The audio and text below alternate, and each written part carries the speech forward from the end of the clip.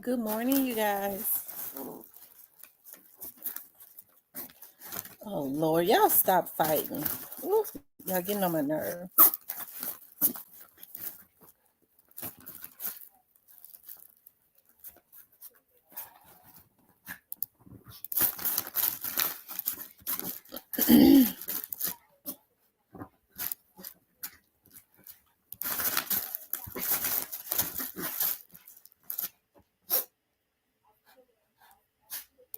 I'm gonna wait and start letting people get the notification. Okay, I see the black Barbie. Your choice towing.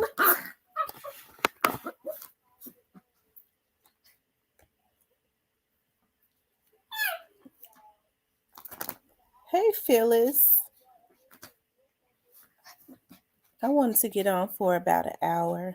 You guys, I got some stuff I want to talk about. Hey Shan, hey new to you. Hey Tyranny. Y'all get so sick of these dogs fighting. Y'all stop. Move.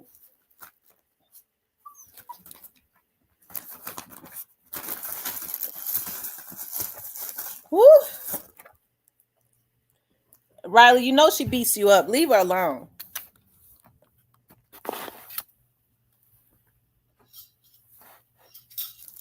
Hey Leo. I'll give some more people a couple more minutes to come in. How is everybody doing this morning? I'm up early drinking coffee because I gotta get out. But I decided to do it. I was gonna wait till tonight. I might be too tired when I get back. So I wanted to do like a video. I was thinking about some stuff. I was looking at some stuff, y'all. And I was looking at some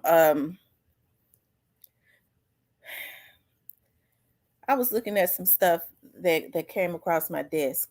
Okay. And it has started. I think I've spoken about this before, and that's why I was gonna do just morning coffee. And I was reading like some of my emails that I got. I was like, Lord, this stuff has started for like some consultations, but I want women to be smart and to love themselves. Okay, so I kind of want to talk about that, and I don't want to be hard on the men or anything because I understand, like, there are a lot of good men out there that take care of their business, that make their own money and stuff. Hey, Crystal, but there are a lot of leeches out there, and I can't understand for the life of me why this like women keep. It's not like a lot of these women don't know. They make the same mistake. It's like repetitive. I don't know what they be hoping for, but everybody already know what happens around income tax season, right? Hey, Diane. So we're gonna give. I'm gonna start in like 2 minutes, and you guys make sure you hit the like button. And I think it goes back to women need to love themselves. It's a lot of women, and they are beautiful. It's a lot of beautiful women, like a whole lot. Like everybody is beautiful in their own right anyways. It's going to be always the most beautiful person in the world is probably always somebody that looks better than that person. I think everybody just has his or her own look. Beauty is in the eye of the beholder anyways. you know but I was thinking about, y'all left me out last night. I'm on y'all asses. Yep.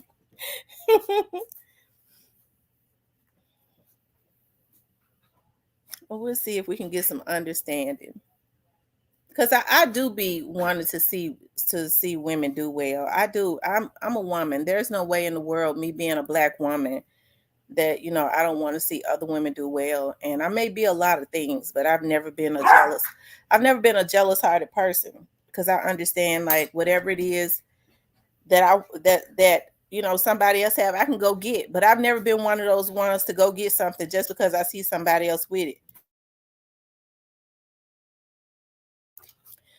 I think people take competition to people take hey, who done it, people kind of take competition to another level. Like they take it to a real unhealthy level. Us being women, like we're very territorial by nature. I don't know any woman that is not. And I think it comes from being protective, like over our children, over whatever it is that we have. So we're very territorial over our loved ones and stuff like that. Hey, McDames. But sometimes I think that, that spirit of jealousy is real dangerous. And as I've said before, like I don't deal with people that have jealous spirits, because they'll set you up or they'll kill you themselves. I kind of watch out for that. Sometimes people kind of give people a pass. They don't go below the surface when they see somebody has a jealous spirit. They'll, if it's not, that venom is not being if that venom, they're not shooting that venom towards them, they kind of, don't think about it. But you have to think about it, any time that poison could turn on you, because a jealous person is just that, a jealous person. That's an infection, right? And jealousy is as deadly as the grave. That proves to be true, because we see that jealousy is the mother of all evil. As I've been saying, anything bad that happens to a person, it always starts, when people do stuff to people, it always starts from that emotion, that jealousy emotion, right? But I wanted to talk about, women need to love themselves more and be smart. Me too, Diane. I love being around go-getters. I do. I love being around women that's got more going than me, because when people have more going than you, when they have more going, um they don't get jealous when on your wins. They feel like it's supposed to happen. As a matter of fact, they will help you, right? They'll help you. I've started working with other investigators, and I've started working with like other I went to a conference, and I normally don't go to a whole lot of those conferences, but I'm so glad I did. um I went to me and my partner in Memphis went to this conference that they have like in the backwoods of Tennessee, right? That they give for because we get to get hours and stuff. And at that conference, I had the opportunity to meet quite a bit of other investigators and stuff, which is good, because a lot of these investigators are retired from other agencies and stuff. And I got to the opportunity to meet this investigator from out of one of them that I met was from out of Knoxville. And I had been communicating with him. He had contacted me about doing some work for him around um, my area. Now, normally I don't do a lot of contracted work, because the person who gets the work has to get paid, right? And I let them know from the very start, I ain't working for no $40-$50 an hour. When they call, I let them know. I mean, but the thing about him was, he was like, well, you know what, I guess I'll just have to cut mine, because I need you to go do it. And he's a white guy, an older white guy. And immediately he started telling me about some stuff. Like, he wasn't trying to hold nothing in. He started telling me about some other avenues of resources that I had not even heard about. So it's always good to, regardless to what their race is, regardless to what, to start networking with other people. And one thing I do know about other people, it's just, especially when they're business minded, it's just about money. They don't deal with no mudslinging. If you need help, it's always good, because a lot of these guys have worked in higher agencies where they have connections. Like, I got a connection with a guy up in Boston who is retired from a higher agency. And I remember when he called me, actually, because he had some work down in the Memphis area. And I started looking at his website, and I started asking him about, I said, so you all know how to, um, because do work with, people's phones that have been tapped and stuff like that. And he was like, yeah, and I found out what agency he had came from. And he's been working with me. And that was a good connection. That's a good connection, because there are certain investigators that work in certain areas that the investigative work that they do, it is admissible in court, right? But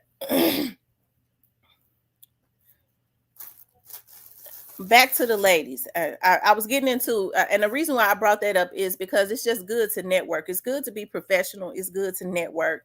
It's good to just have it's good to do that, right? But I want for ladies, this is a season where, and it never fails around this time, the young ladies and stuff start getting their income tax checks and all of that. And the thing about it is, we've been hearing about this stuff for years. It's nothing new, right? When these ladies start getting their income tax dues that they, had not been with, their baby daddy ain't been acting right all year. They probably ain't even seen their baby daddy all year. But they come back in December and start being lovey-dovey because, number one, they want to get a Christmas gift. A lot of these girls getting $10,000 and $15,000. I don't know how they're getting it, but they're getting it. Okay. And when these men come back, they come back and they get every dime of their income tax. You even got women that's crazy enough to be given, just because, well, these his kids too. And she giving him half of her income tax, right? He come back for that, and then he goes right back to whoever it was he was with. And I think I said before, like, sometimes these men, because these women, these folks are on such a hustle when it's income tax season. These men that are married, that be messing around with some of these girls that get these $10,000 and $15,000 income tax checks, their wives be in on it with them. Okay, the wives already know. This is how sick folks are. That he gonna go and he gonna do whatever is needed to get that income tax, and then he get her money and he take it back. And these are girls that have children. Whereas, as I was saying before, you getting $10,000 or $15,000. If you working, you done waited all year for that money. Why not put that money up? If you getting 15 G's, if you the next year, if you put that money together, you can invest in something.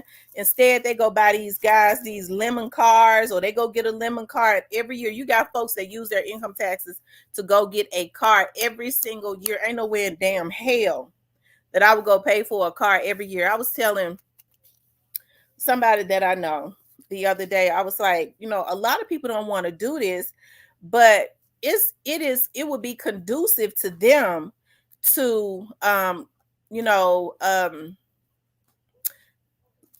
to an old white person's yard and get like one of that cutlass or something. I know they may not want it, but I bet you that cutlass don't have a lot of miles on it. That cutlass is in good shape, and you ain't gonna have to pay a whole lot of money for it. You have your cash ready. But see, a lot of people are not smart because it's all about looks to them.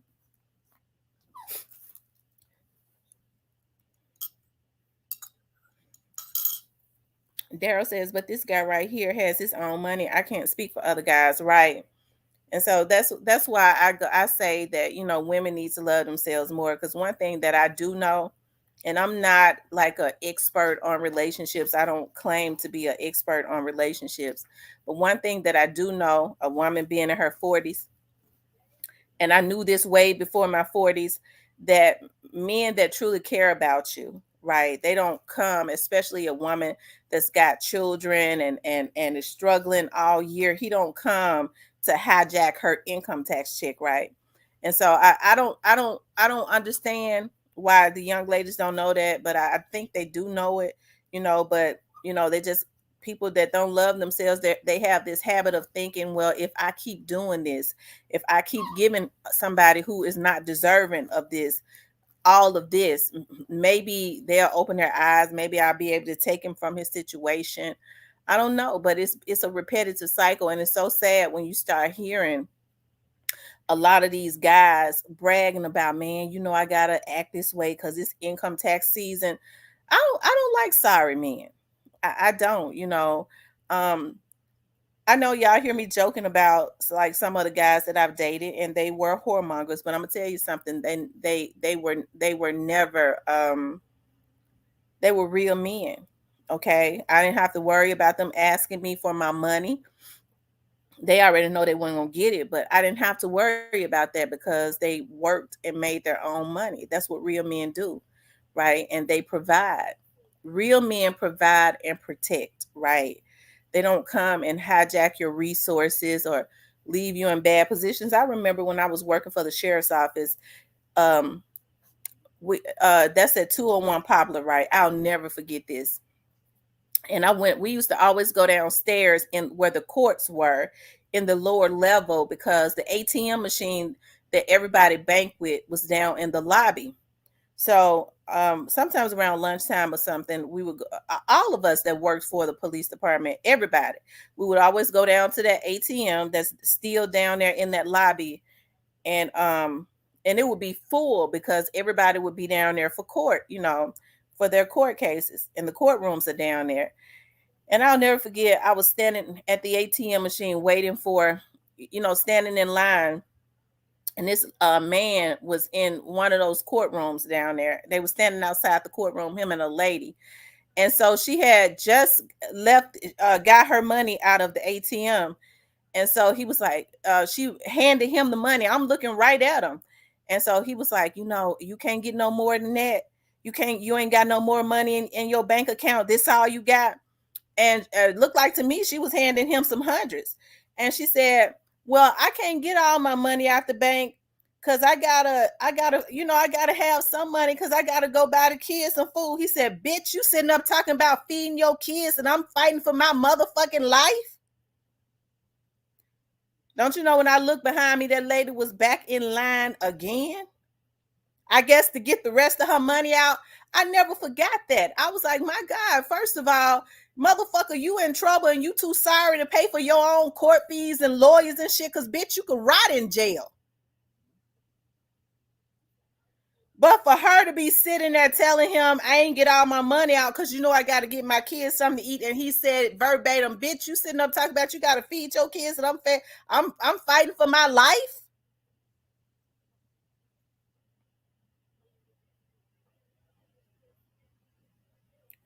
And so, like I said, and she was back in line, so I guess she was gonna get the rest out, and I guess I don't know how our kids was gonna eat because he sure didn't care. Hey, Big Six, and that's the reason why I say, I don't try to be hard on people, but it's just that I know that a lot of young women did not grow up with a father figure or a man figure that was worth a damn around them. They may have seen their mothers do it, I don't know, but a lot of people just they don't first of all, they came from trauma, which is so heartbreaking to me. You know what I mean? I hate it when I see that people have low self-esteem and they let folks just run all over them, right? It's very heartbreaking to me. And and then they try and buy love. Hell, if I got to try and buy it, I don't even want it. Hey, heavy Chevy Levy, what's going on? And so that's why I was like, women just got to be smart. When they start coming to us and trying to retain us with the little income tax money that they got left. Well, I want to know where my boyfriend, that you already know where yet, he went back home to his wife. You knew he was never your boyfriend. He gone back to the girl that he was living with, and they gonna eat good off of your income tax. And I want a lot of these women to understand that real men don't come to hijack your resources, right? They come to provide and protect. And I think it's just so unfortunate. My dad, I remember one time I was thinking about moving in with this guy. This was like, I don't know, I must have been about 20 years old. Um, I was thinking about moving in with this guy. Maybe I was older. I don't know. I was telling my dad about it. I was like, Dad, we're thinking about moving in together, and we're gonna look at getting married. And my dad said, I'll never forget this. My dad said, um, so who's gonna pay the bills? And I was like, we both are. He said, why? He said, because a Negro, if he wants you to move in with him, first of all, you don't, my dad always had this bad. You don't need to move in with some Negro and be his whore. I was like, what? He said, I'm saying if he wants you to move in with him, he'll marry you, right? And he says, and if you got to pay half of those bills, that means he can't afford to have you. Because a man is supposed to provide and protect. That has always stayed in my mind. I understand, like, we live in households now where people, people have to pay half of the rent. They go half on everything. I'm not against that. My dad came from a old school type of situation. You have to understand, my dad made a lot of money too. He made really good money, so he could do that. But even before my dad started making really good money, before my dad got to the positions that he was in, I remember my dad as a little girl, he worked two jobs, and one of his jobs was at FedEx. He worked two jobs and until he worked his way up to where he was at in his position. But he always said that because he saw my grandfather do that, right? I think I speak about, like, I was so proud of my dad's father because my dad's father couldn't read and write, right? And my grandfather talked about when he was working for the government, how they gave them all of the hard work, and they paid them less. And it was because he couldn't read and write. And so I think I was talking about it because it makes me so proud. That's the reason why my standards are high when it comes to men, and I gravitate toward men that are go-getters. I love it when they are just go-getters and providers. It puts me in the mind of the men that I grew up around, right? And so I remember my grandfather. Okay, so they moved out of North Memphis when my dad was 16 years old, right? And they moved to the Whitehaven area, which is where my dad had met my mom and stuff. They grew up in the neighborhood, child, and they were teenage parents, and that would be why they had me. Okay, and so my grandfather, right before he retired, what my grandfather would do was he knew that he wanted my grandfather knew that he wanted to I'm almost to say what kind of business it is, but I still have people on here that are obsessed with me. And so what my grandfather would do is he said he would tell his ride, because he knew he was getting ready to retire and he knew he wanted to start his own business. And he would knock on different doors and he would ask for the man of the house, and he would start telling them about the situation that he had an expertise in that situation, and that's how he built his business up, right? And so he said he would walk around in North Memphis, looking at what it was that they needed to be worked on, and go knock on the door and say, may I speak with the man of the house, and start telling them about how they would have issues if they didn't do something about that. And my grandfather would then, when he would finish doing that, he would walk from North Memphis. He would catch a bus, walk from I mean, he's a hard working. He's in his 80s now, and he's still out there. He ain't even got to be out there because he's got workers and stuff. But my grandfather couldn't read and write. My grandfather didn't go back and learn to read until like the late 1990s and stuff.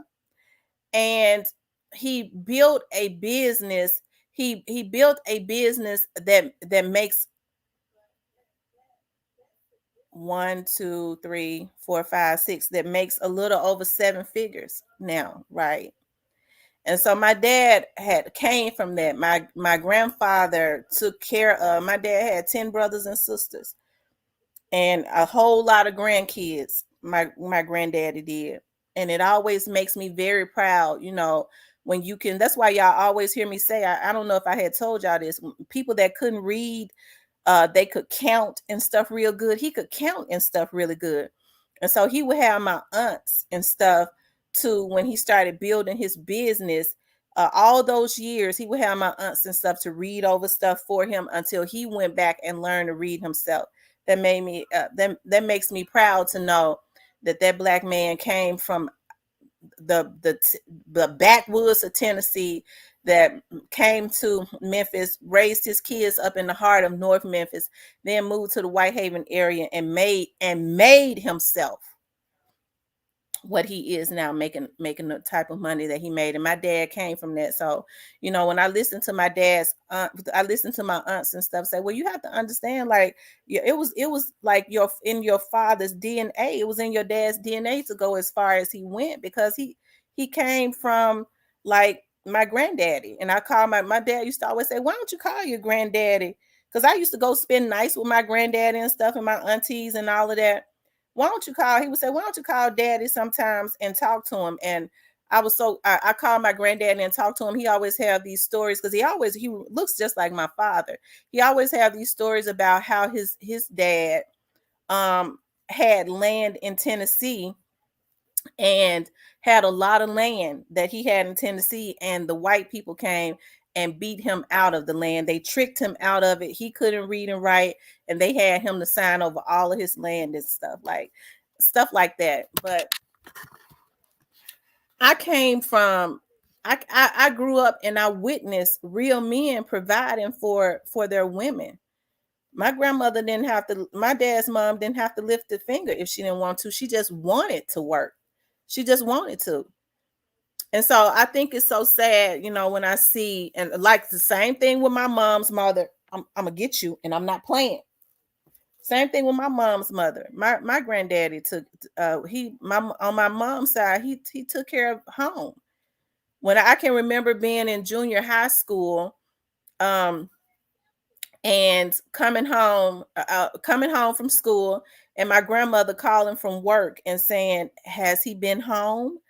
And I would say, let me see. And I would go in the back in her room, and there was, because he got paid every week. He worked for a construction company. And I would say, yeah, he's been home. And she'd say, count the money that is on the table. He would go cash his check and bring home the bulk of the money. It was always 8 $100 bills laying on the damn uh table next to their bed, right? And so he did that every week until he retired, because he gave her the money to pay all the bills, to take care of everything in the household, and she got to do whatever she wanted to do with her check. Now, I ain't gonna tell no lies. My grandmother could have handled, I'm talking about on my mom's side, she could have handled her money better, because she took her check and went to the casino. She took his check and paid the bills, took her check and went to the casino. Mama could have did that better, okay? But right, he was a real man. And so I just think that it's unfortunate that a lot of women are not, a lot of young ladies are not taught about what men are supposed to do. They are not, they're not even taught how to be ladies. They tear their households down with their mouth. They're foolish. I know I get on here and talk a lot of shit, but I ain't no damn fool. I wouldn't, I don't have a husband, but I wouldn't tear my house down with my mouth, right? Because I understand, I had good examples of what a wife is, and um what a husband is supposed to be. I talk a lot of shit. I don't take no mess either. Okay. But I know not to tear my household down with my mouth. Okay.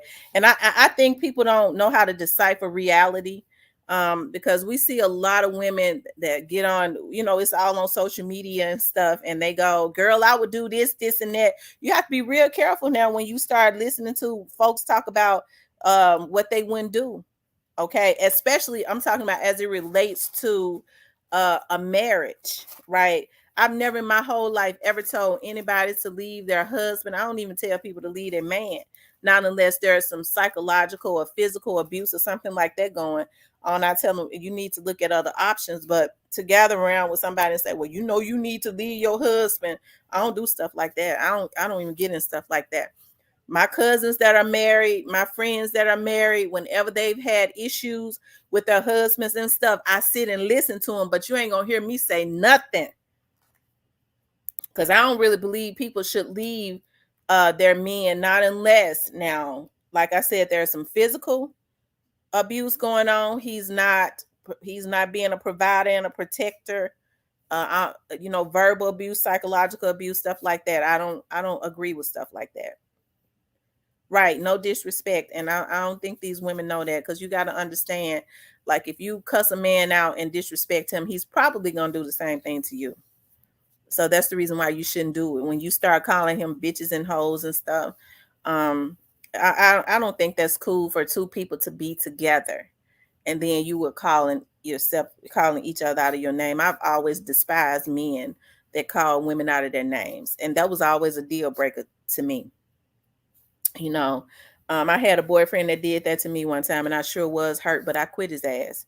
And he was calling from pay phones. Y'all know that was when we had pay phones and stuff. So y'all know how long ago that's been, because I was blocking him. That's when we had call block. He was calling big, and he was going to different pay phones. I was blocking the pay phones. I was through with him. He got mad at me and said, "You stupid bitch." I was hurt. Because my mother had always taught me the worst thing a man can do is lay down with you and then get up and call you out your name. So that's why I don't deal with sissies. I don't deal with sissies. I don't even listen to men, even on YouTube, that have a habit of calling women out of their names. I don't like sissified men, emotionally unstable and all that. Go get your ass some help, you crazy ass nigga. I just don't deal with stuff like that. I don't like unhealthy stuff. Right. And emotional stability, especially when you have things going on in your life. Like, I'm trying to build something, right? And for myself, I'm not where I want to be. I'm trying to build something. You can't build something when you got somebody in your life that is emotionally draining you. They're always trying to verbally abuse you. They're always trying to, you can't build nothing and you emotionally drain. So I don't have people like that around me, especially men.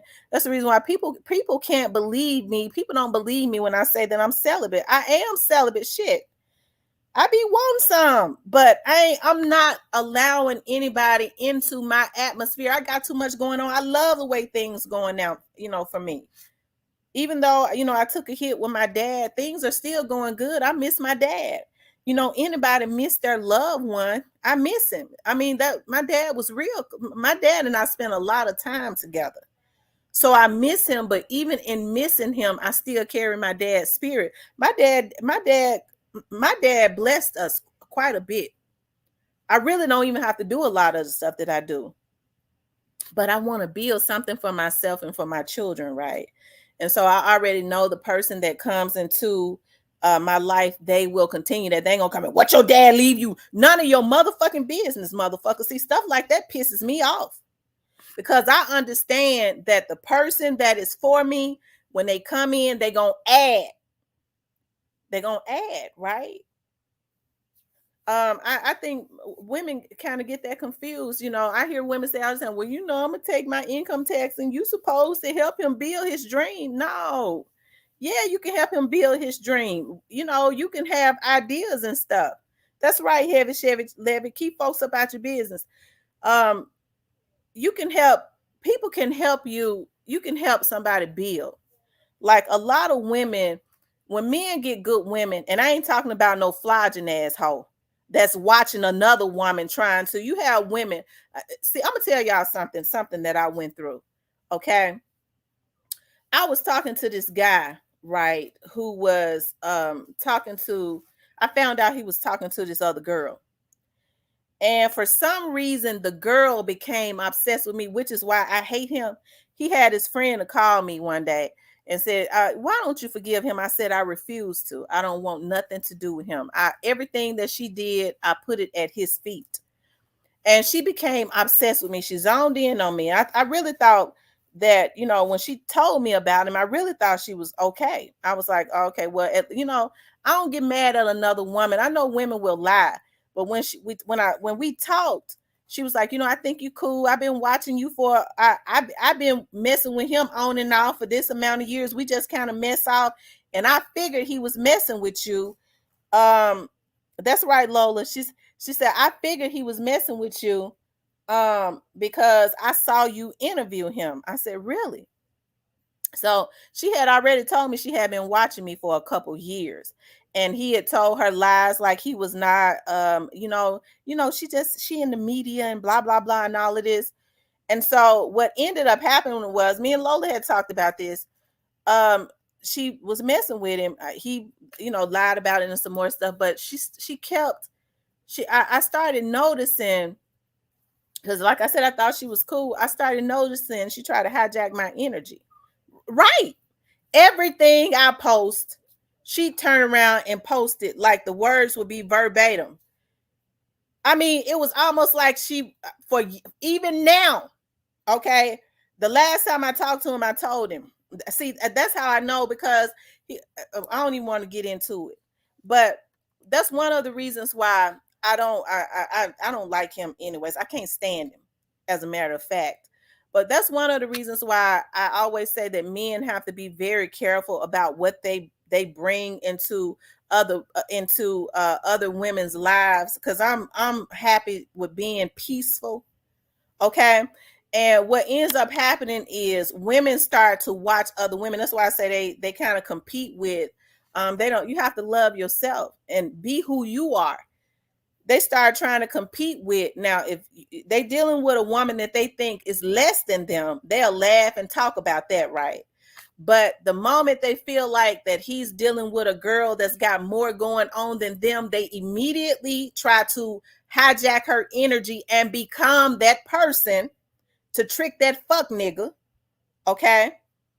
To trick them, and it becomes like a single white female type situation. That's the reason why you have to always pray. The internet has made people accessible, right?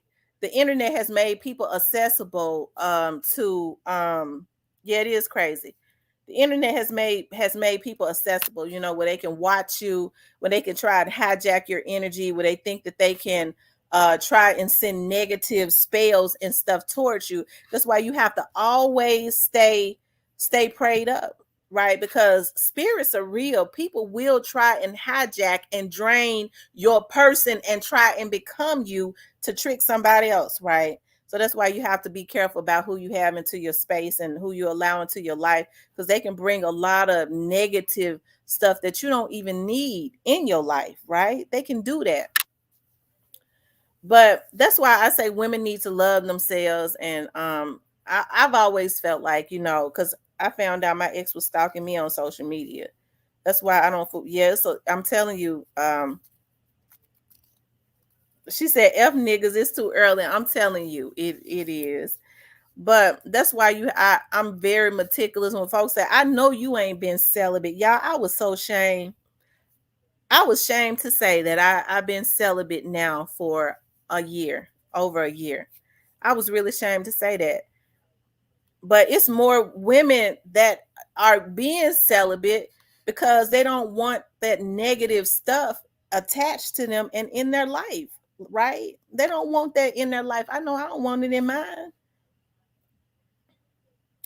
Heavy Chevy says 10 months, right? You don't have to worry about no H to the I to the V and the A to the I to the D to the S. Y'all know we can't say that say the words on here because they get to, so I have to spell it out.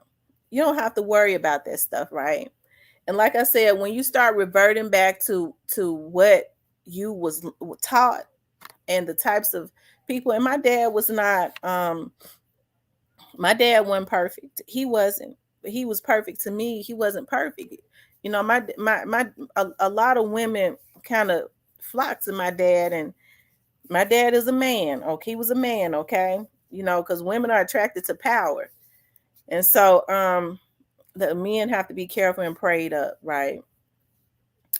But it's time for women to start loving themselves and being smart. Start trying to build empires. I see now women, they put a lot of pressure on these men, when they go, I'm looking for a man to make me happy. I don't think that's fair to look for a man to make you happy. That's a lot of responsibility to put on the guy. Hell, you already done drain the man before you get him good, because if you're looking for somebody else to make you happy, that's too much power to give them. Hell, that man got a lot of issues he got to deal with if he's a good man. It's not fair to base your day on if he makes you happy or not. That's too much responsibility. You got a mental illness. Now, I feel like when you supposed to already be whole, I'm just looking for somebody to complete me. You already messed up. If you're looking for somebody to complete you, you get ready to make this man life hell. I feel like you're supposed to already be happy and complete when you meet somebody. And I think that's what people don't understand. Like, if you're already happy, if you're already complete, people are so selfish. They look for people to make them happy. When I feel like relationships are, when you get together, you're looking to make to bring happiness to somebody else's life. You're supposed to be giving, really. You're supposed to be looking to bring happiness to somebody else's life, and they're supposed to reciprocate that. But oftentimes people get drained because they get with somebody and they give their all, and that person is not reciprocating that. Folks are selfish. They feel like, well, it's supposed to be he's supposed to be making me happy. He's supposed to be giving positive energy, making you happy, or bringing more happiness to your life. But you're supposed to be doing the same thing, right? You're supposed to be doing the same thing. Lola says, it's a lot of damaged men out here. If not, a person will never be able to love enough. Right? A lot of men, I notice, like with a lot of men, like when I say that I'm celibate, they don't believe it. Oh, you letting somebody hit that? No, I'm not. Ain't nobody touched me sexually in over a year because I won't let them. Now I can go get me some. I can if I want to tonight, but I'm not, because I choose not to allow. I'm not getting in the bed with no other man, exchanging energies with them until we get married. That's what I choose. That's how it's gonna be. If they don't want to do that, kiss my ass, go on with your life. The Alabama Hitter says people looking for folk to fix them and their pain. You can't be God to. Hold on, y'all.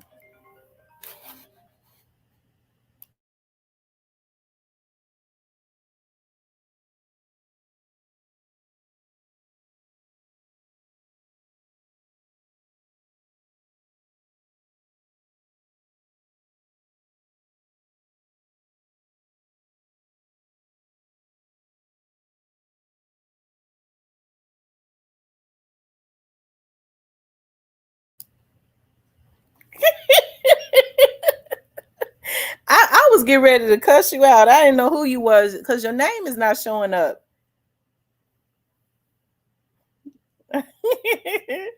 Oh Lord have mercy. Well, I'm gonna call you back. I'm on live. Yeah. I don't know. It's a lot of people haven't.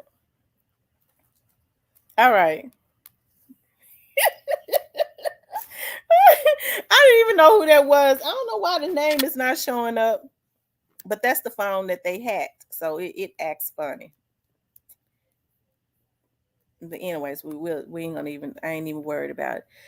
Um they Riley, she gonna beat the hell out of you trying to hump on her. I don't know what's wrong with this little horny dog. Greyface says a lot of women can't find the right man because they looking more for help than love. But that's true. Hey Cypress, that's true. It is. It's a lot of people. I couldn't live with a man and lay with him and not love him. I'm only there for help. That's the reason why I works my ass off, because I can't I couldn't be. And see, that results in a lot of stuff happening, because ain't no man gonna take care of you and give you a good life, and then you going out cheating. That's what makes somebody go ahead and pop you. I'm not saying that's how it's supposed to be, but these women gonna have to be smarter. Get out and work and build your own life. Stop looking for a man. I was saying this last night. Why do these women, whoever told these women that it was better to be laying up, spreading their legs, letting everybody screw them to make my girl? I just lay on my back for 15 minutes and he give me $100. That's more than what people make $100 uh uh a day, and I'm getting it in 15 minutes. That is the mindset of people. It's almost like it's barbaric. Why aren't people telling these girls that you don't let all of these spirits up in your heaven? I'm in my damn 40s and I ain't never, and I can proudly say it. I ain't had, and this right here is too many for me. I done had sex with 7 men. You got girls that are 16 years old that done had double that. What is going on?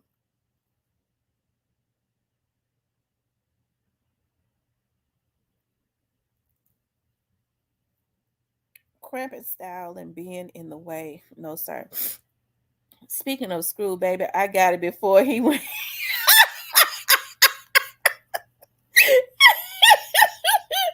I'm gonna tell you something, Diane. See, Diane married. So she be talking about. I said when I get married, I'm gonna call Diane to because she know all the tricks. I'm gonna have her to tell me some of them things that they tell me about some of them things. Cause her and her husband, she be talking about some of the stuff. She be typing in the chat that her and her husband be doing. That'd be fun. Diane, tell them about when you said that you and your husband be going to the truck stop sometimes. That sounds like it's fun to me. That's something I would do with my husband. Riley, she gonna whoop your ass. Stop trying to hump on her. Oh, he horny this morning. She said he sent me a text at 3:34 a.m. and asked.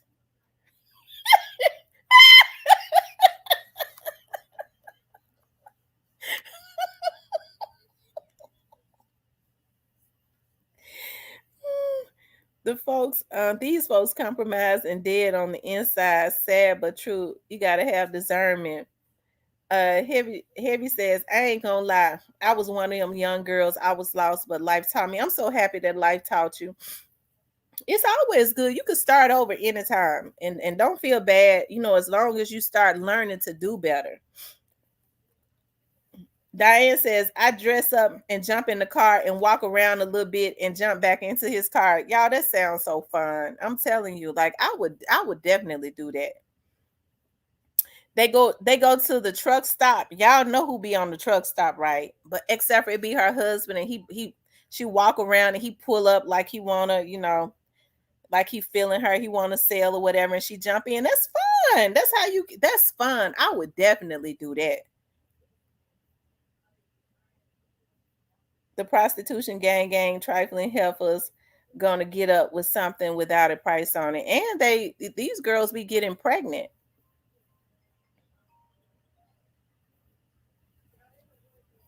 That's my personal phone. I hope my mom ain't on here listening to me talk nasty. Um, Grayface says, Miss T, tell Diane come over here. I want to see her come.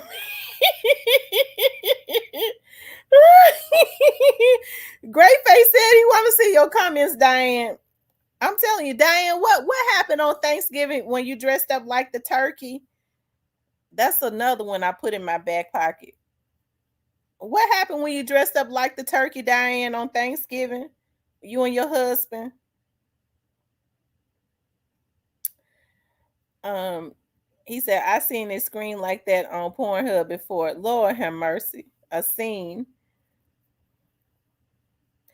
Um, Street Politics says, oh Lord, not now, Mom. I'm so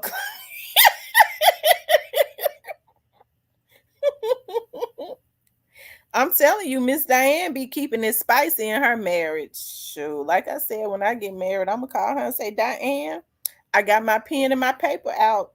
Help a sister out. My cousins be having fun parties and stuff. So, I don't know if they expire, but I be buying a lot of those edible panties. I got the watermelon, the strawberries. They melt in this in their in they melt in his mouth. He said super spicy. We went running in the field and I fell on purpose. Diane said she was dressed up like a turkey, and her husband was the hunter, and she was the turkey, and she fell on purpose. He came out hunting. Oh, and they went running in the field. See, Diane lived in the backwoods of Mississippi. That stuff. Oh my God.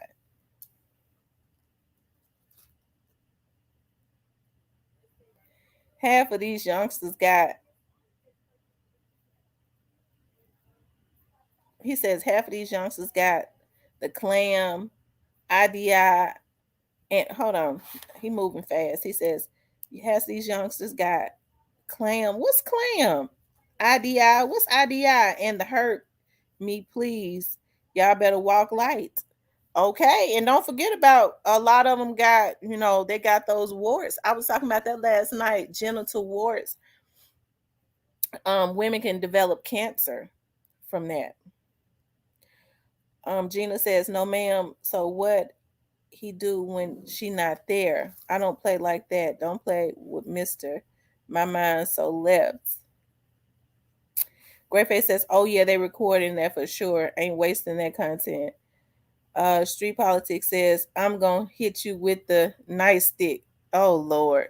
Oh Jesus Christ. Um, Diane says, "Lust Demon, I'm trying to show you how it's done." Diane needs to have a class. She got ate up like the Thanksgiving turkey. Mm-hmm. That's and mm-hmm. That's why I don't see how these men be going and cheating and stuff, especially when you got a wife that's all chlamydia and hurts. Mm-hmm. I'm gonna tell y'all something. There's so many people. You have to be very careful because a lot of people, yeah, it's on the rise. I'm telling you, and especially the H to the I to the V. Okay.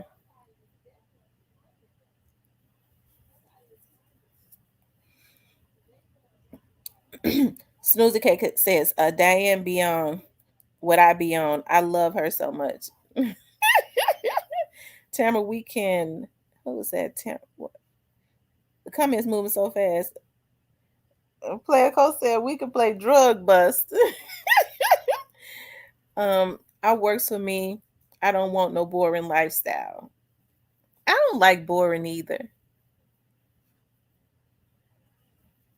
But I'm gonna tell you something. I think people take like sometimes people take it too far because there's no way. I've never thought about a threesome.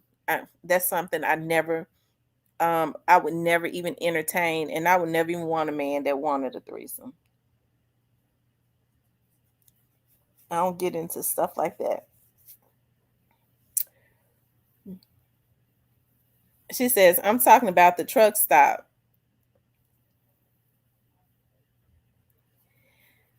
The truck stop sound fun to me. I'm gonna tell y'all that right now.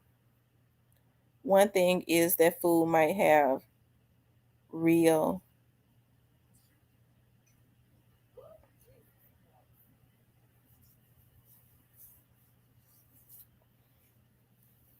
And for the ladies, that's what I'm talking about. These are the types of things you do with a man that that you with that truly loves you, right? I think that's where the problem comes in too. A lot of women feel like they're supposed to they start catering to these men that is not deserving of it. The man ain't even your husband. He's not even in a committed relationship with you. He has not proven himself. He's not in a committed relationship, and she's doing bending over backwards to try to prove. Listen, look, I'm the one. Look, I'll do all this for you, and that's the reason why they end up losing because I mean he's already gotten everything out of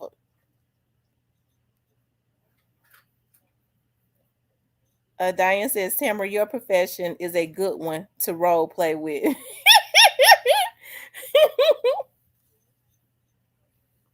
Oh yeah, because I could do like an interrogation, act like we're in an interrogation room. Each and every time the answer is wrong, I could say, you just effed up right. You know what the man said, you just effed up right. You need to go and take your shirt off.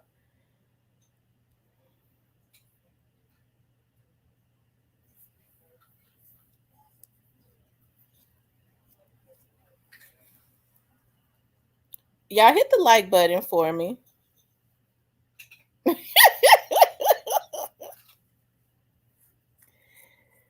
The Black Barbie says, Lusty Pants is in the building. Watch out, ladies.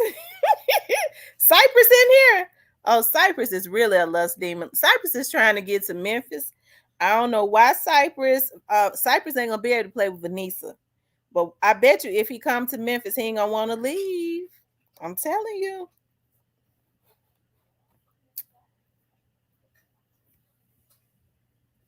He said, "Go, Miss Tamra." Diane says, "Tamra, go to his place dressed in a black trench only. Act like you're taking a statement." Ooh, Lord have mercy, Jesus. I didn't think about that. That's a good one. Act like that. Oh, go dressed in nothing but a black trench coat. And I got a black trench coat. And drop the ink pen.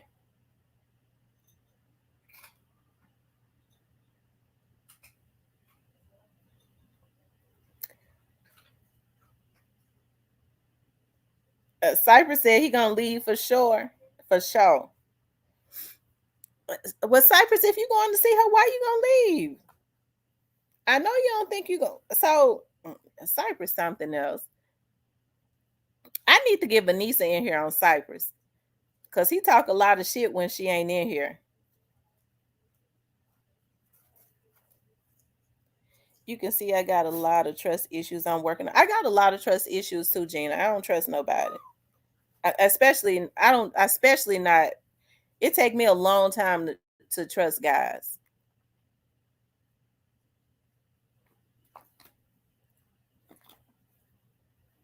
Riley, you better sit your little horny tail down.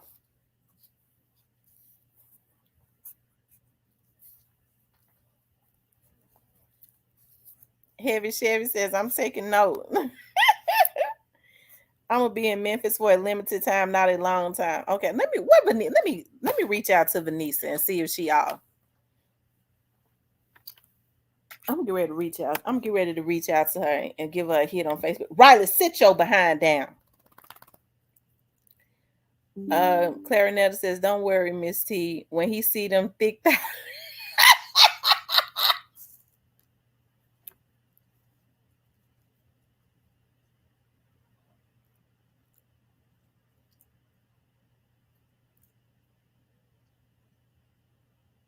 Hold on, y'all.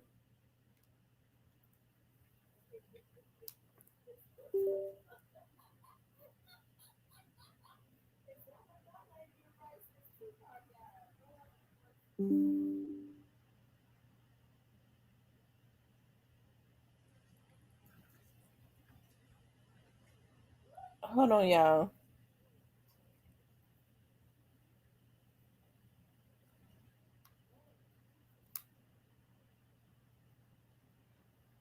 They're saying that they can't see.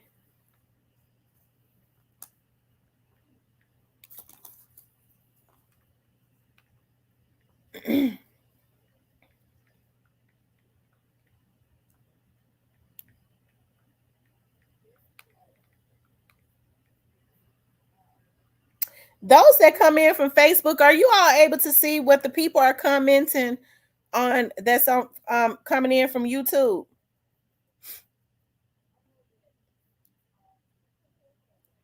Because normally the people that come in from YouTube can, I mean, from Facebook can see, people commenting from YouTube because everybody is in the studio.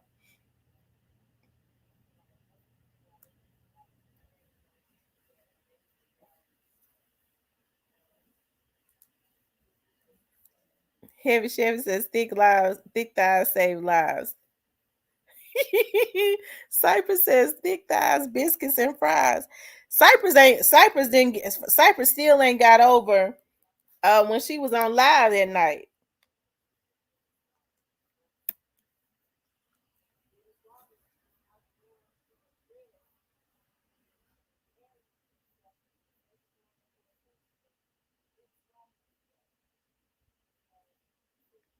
Hold on.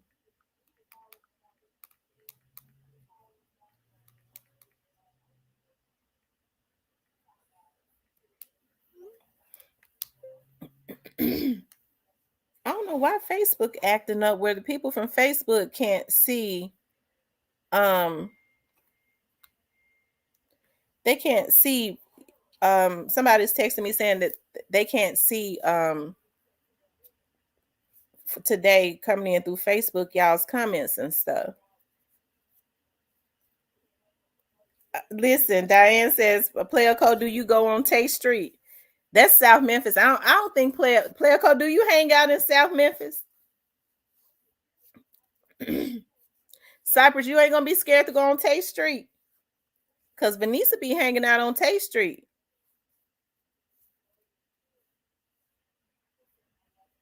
and them guys that be hanging out on Tate Street up at that store, they love her.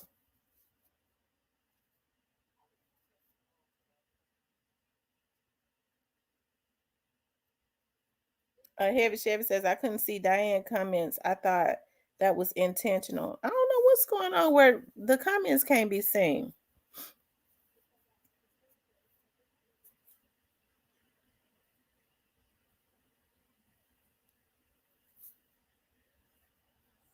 It's something going on because my friend from off of YouTube said that she can't see the comments today. Cypress TV says North Memphis niggas don't go on Tate Street. Cypress, you scared to go on Tate Street? Well, Vanessa hangs out on Tate Street. You can't, Cypress, you can't go to South Memphis and visit Vanessa and not go on Tate Street.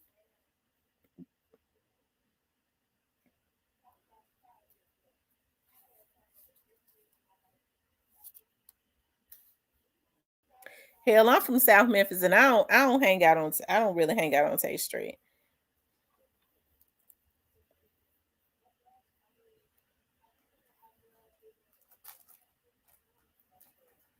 But I love South Memphis though. I don't ever feel like unsafe when I'm in South Memphis or nothing. I don't.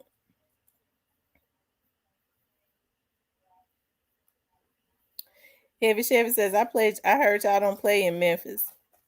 It's a lot of people wilding out in Memphis. That's unfortunate. All the way in Miami, Florida. I heard that they don't play in Miami, especially like the Poke and Bean projects and all of that. Is the Poke and Bean project still up in Miami?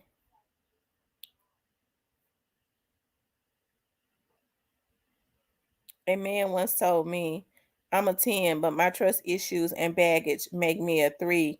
Once you look past the outside, it made me feel so bad. He didn't want to deal with me. My problems go back to childhood." Well, we all have those trust issues. I'm gonna tell you something. Like I have a lot of the same issues, which can be overbearing because when a person truly has good intentions, um, sometimes it offends them for you to be so untrusting, to always be suspicious of them.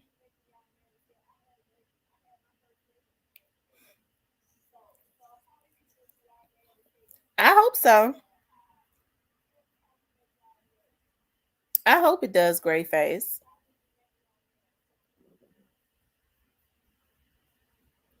Street Politics said he stayed in his area. Now I don't really go messing around in North Memphis like that because I don't know a whole lot about North Memphis. And believe it or not, whenever I've had to be in North Memphis, because I don't know the streets of North Memphis like that, I never felt easy.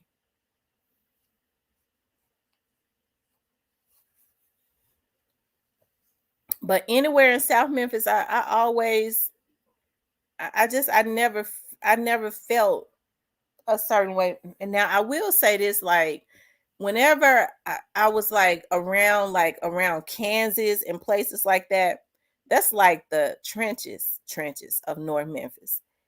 I I was real careful around those areas.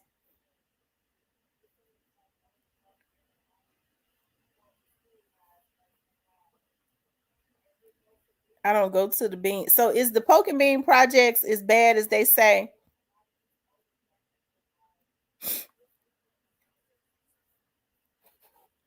I was looking at the Poke and Bean projects on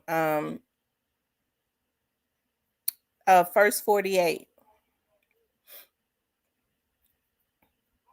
Oh wow. Cypress says North Memphis niggas don't politic with South Memphis like that. Well, then, I mean, Cypress. Well, if y'all don't politic with South Memphis like that, you don't need to be going to see no South Memphis chick. She in the heart. She in the deep heart of South Memphis. I don't know how them South Memphis dudes gonna feel about a North Memphis guy coming over there messing with their women. Let me say this: everything hasn't always been this good. We've gone through the cheating and all that, but we changed the game. I love it there. I love it here. Wow. You know what, Diane? I admire people who can get through cheating. I do. I be admiring that when people say, we went through this and there was some infidelity, but we was able to work through it, and you see that they truly enjoy and love each other. I don't know. I don't know. I would, I know people make mistakes and stuff. We all make mistakes, but I pray for. I'm praying to be able to whenever, I don't know, but I always think it's a beautiful thing. Love is a beautiful thing. It really is when it's true love, and it's just when you're truly into each other, you care about how each other feels. You're considerate about that. No, I can't do that because I got to consider this other person, that's in love with me and I'm in love with them. No, I can't do that. No, because if that person finds out, then this is how they're gonna feel. To me, that's just so wonderful when people consider your feelings.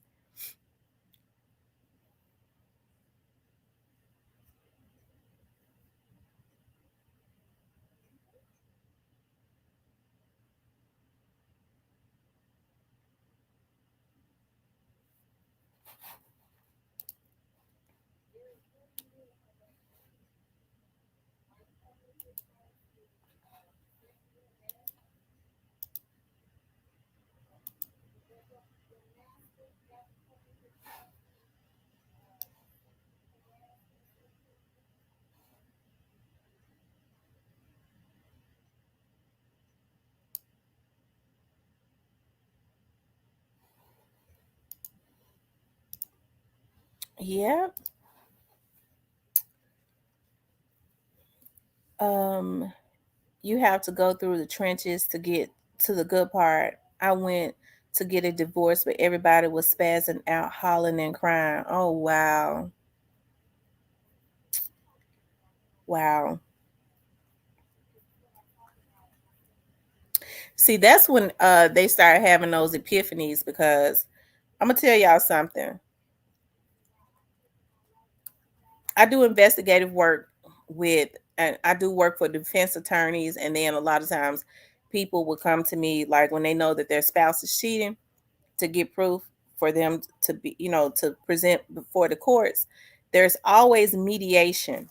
And I'm gonna tell y'all something. When those men that have been out cheating, especially when they built had a wife that was with them that helped them to build something from the ground, and they have like successful businesses and stuff, I think it'd be more so, a lot of people go, well, he just don't want to give up half, he gonna, no. I think those men, like when they called us to be, when we have to be witnesses or whatever, a lot of times they do, those men be in regret. It's almost like that they can't believe that their wives finally got fed up with them and have decided to divorce them. Those men be in regret for real.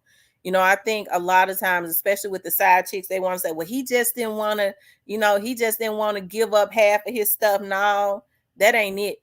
Those men be devastated that their wives are divorcing them. They be devastated. It's like they start having epiphanies, but you can't go back because a lot of them been cheating so long. They develop other families with these women. They have other children and stuff, and the wives just have it up to here. And that's when they start to have regret and stuff. So you're right, Diane. People be hollering and spazzing. And they go, and I think like even when their wives go through with the divorce and they end up being with the side chick, they always treat that side chick a certain way because in the back of their mind, even though they're the reason for it, they blame those side chicks for losing their wives. They be out cheating, but they be wanting their wives. They might not even treat her right, but when she leave them, they realize how much they truly do love them. I forgave a guy that cheated once. I cheated back and he couldn't take it. We were engaged. Needless to say, I never got mad. I cheated back one time. Years ago, I cheated back. Um, don't dish it if you right. Don't dish it if you can't take it. These men can't take you cheating on them. They can't. They flips out. Because unfortunately for men, that for some reason, a lot of time, I was talking to a friend of mine the other day. We've been friends. I think I was telling y'all this last night. We've been friends for like 23 years. And he was like, all these years I've been trying to tell you this, Tam. Men, it's a difference in a man. He was like, you don't have to, you what he was saying, you don't understand, like men will have sex with a woman and they don't look at that as cheating, like on their woman. They could do it without any emotion. If she opened her legs, he gonna cheat with her. He was like, and let me just say this: most men don't even respect women who they're messing around with, and especially if the women know that they got somebody and they still mess with them. Those men don't respect those women. But I just feel this way. In my mind, I feel like a man is not. He must respect that woman. He respects that woman more than he respects what he has at home. Because if you know that messing around with this woman is going to ruin your relationship, it's going to hurt the woman you claim to love, that means you put more interest in that side piece than you care more about that side piece than you do your woman. Because if you did, you would not be out cheating, risking losing everything. That's how I feel. Men look at it differently. Unfortunately, men look at it differently. But for me as a woman, I look at it another way. Diane says, well, if I'm going to tell it, I'm going to keep it 100. I cheated back, and no, I'm not proud of it. I like dealing with one man, not two. Okay. Women cheat back out of hurt. And that's true. Diane, I like dealing with one man, not two. And when I was cheating, when I was cheating on my ex, me and him didn't do nothing. I didn't feel right. I told him, I said, my hormones be out of whack, and I've been going to the doctor, my cycle won't go off. So I ain't let him touch me for about 3 months while I was having rendezvous with my little boo on the side. Heavy, because I was like this, I would feel like a whore, and I didn't want to feel like no whore. Heavy Chevy Levy says, they're not emotionally built to handle what they put us through. Men want to take you off earth when you cheat, and they've cheated 11 times. Yes, indeed. Later on, a lady inboxed me about him with receipts, so I wasn't crazy, but he tried to use that against me as manipulation. Yeah, when men start hollering about you crazy, you might be onto something. They be cheating. Because I'm gonna tell you something about other women. If they know that he got a woman and she got something going for herself, she is going to find every way. What she'll do is she'll start leaving her eyebrow pencil. She'll drop the eyebrow pencil um on the side of the seat. um she's gonna start leaving little stuff, whereas the wife is going to know that this ain't my stuff. Who the hell been in this car? That's the type of stuff that women start doing. They start hiding receipts in places in hopes that his wife or his woman will find it, stuff like that. They start doing stuff like that.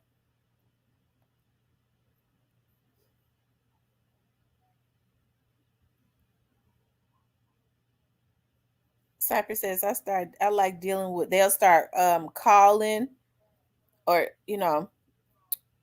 Cypress says, I like dealing with one woman, but I love having friends on the side for just in case. Lord Jesus. Now, Cypress, if you're going to be in a monogamous relationship, if you're going to be in a relationship with somebody, you don't really need no friends on the side. That's disrespectful to your significant other. I don't mean no harm, but when you're in a serious relationship with somebody, you don't need to, not unless the person is a mutual friend of you and your person. You and your significant other, okay, we're all friends. But as far as having like guy friends on the side and you're in a relationship, that's you could be still be cool with them, but you don't need to be calling them, talking to them, and meeting them for lunch and stuff like that. No, you can't do stuff like that. That's disrespectful. I won't cheat if you don't, like for real, for real. Right. That's how I feel. And I'm gonna tell you something. More and more women, when women are hurt, we get real emotional, and the first thought is to cheat back. I've only cheated one time in my life, but I will say this: like one of my relationships in the past, probably like a couple years ago, when I found out he was cheating, the first thought that came to my mind was, I'm gonna get him back. That's the first thing that came to my mind. I'm cheat back on him. And I did start talking to a guy, and I liked him. I started talking to him. When I saw him, I liked him. I was like, God, he's handsome. I like him.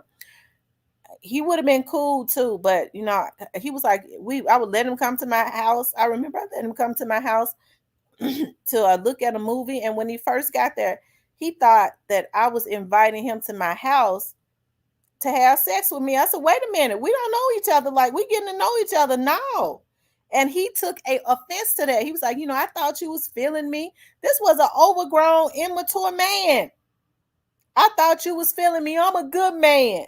You gonna miss out on a good man. I said, nigga, I don't know you like that. To be dropping my drawers to you. I don't know you. We getting to know each other. And it might be a good thing he did that, because that made me back off of him, because I was just ready to just not that quick.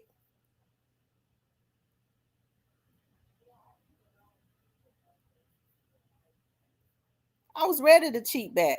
But I'm so glad that happened, because I started thinking about, I was like, I'm not gonna make myself into a whore to be getting back at a man. When I did that one time before, it went left. The guy when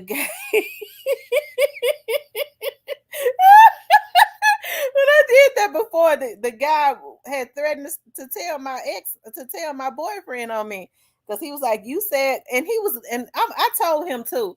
Whenever he started, whenever he started, it took him years to start back, because he was cool with my cousins and them.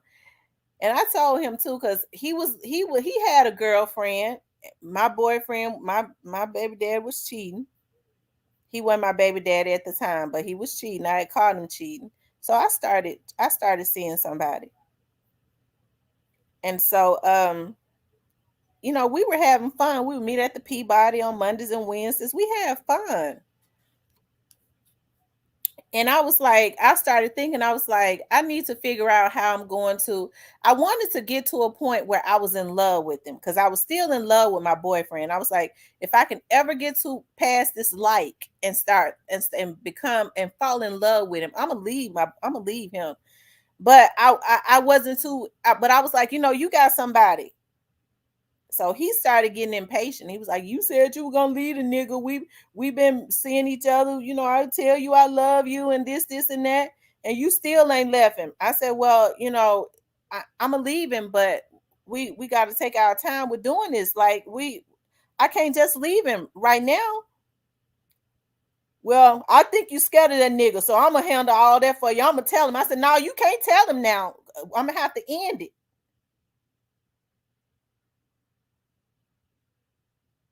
I went to my cousins. I said, "Cousin, Corey saying he gonna tell it on me, and that's gonna, you know." That's gonna cause a lot of problems. My cousins did not want to get in that, but they talked to him. Snoozer Cake says absolutely, Diane. And I didn't go telling his baby mama on him. And like I told him, I said I told him later on because like we broke up, and then I started me and I, I me and my boyfriend at the time, we I guess we started mending things because like I was not having sex with my ex when I was dealing with him. I wasn't, and he knew I was doing something. He's like, Tamara, I think here go my ex. My daughter sounds just like him. Tamara, I think you doing something. A nigga I done caught at his baby mama's house. A Negro that was consistently cheating on me had the nerve to be whining. Tamara, I think you doing something. And I'll never forget it. He was looking at me. He turned his head to the side. He would cock his head to the side. He said, Tamara, I think you're doing something. You won't let me touch you. I said, I told you my period won't go off. He said, well, you supposed to have been a bled to death. You've been on 2-3 months. I said, well, that's what happens when you stress me out. You got me stressed out. And I'll never forget, he cocked his head to the side. He said, Tamara, I think, his voice changed. Tamara, I think you doing something. If I find out you effing another nigga, I'ma kill that nigga and I'ma kill you. I said, ooh, I believe he gonna do it too, because he was from out of North Memphis. I thought about what his baby mama said too. I said he might do try to do that. So that's when my little side dude started saying, I'm gonna tell him. I said, no, you can't tell him because I'm gonna have to quit you.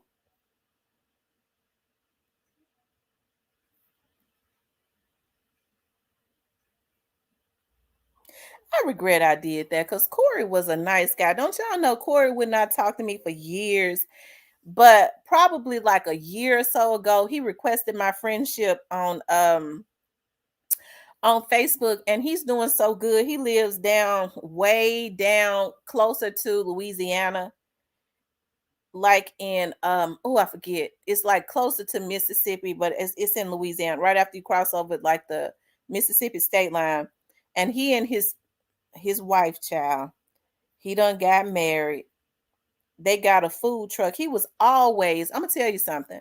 He was always good with making money. And I'm not proud, I'm not saying that what he was doing was good or anything like that, because he worked for, for my cousins and them. And they was always like Corey real cool. People love him because he's so laid back. He's one of our top earners. He knew how to make money and he knew how to flip it. And so I was real proud. I always knew he would do well, and he down there, he doing real good with his food truck. I ain't gonna say nothing about his wife because she look ghetto. But I'm happy to see him doing well because he wouldn't talk to me for years after that.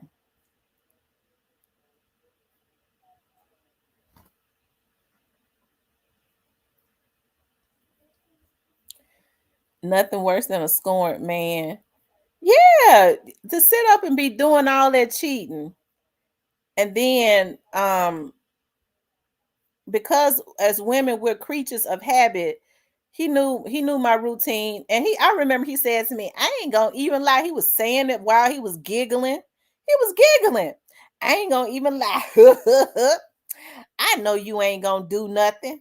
That's what that nigga said to me, even after I caught him cheating with his baby mama. I ain't gonna lie. I already know you ain't gonna do nothing. I showed him something, didn't it?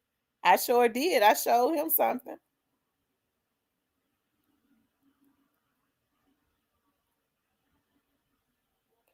When they try to come back, don't let them back. I know. Don't let them back. And then he gonna say, like, Tamara, was you? Oh, I hate the way he talked. Tamara, was you cheating on me? I said, no, shit. I sure was not.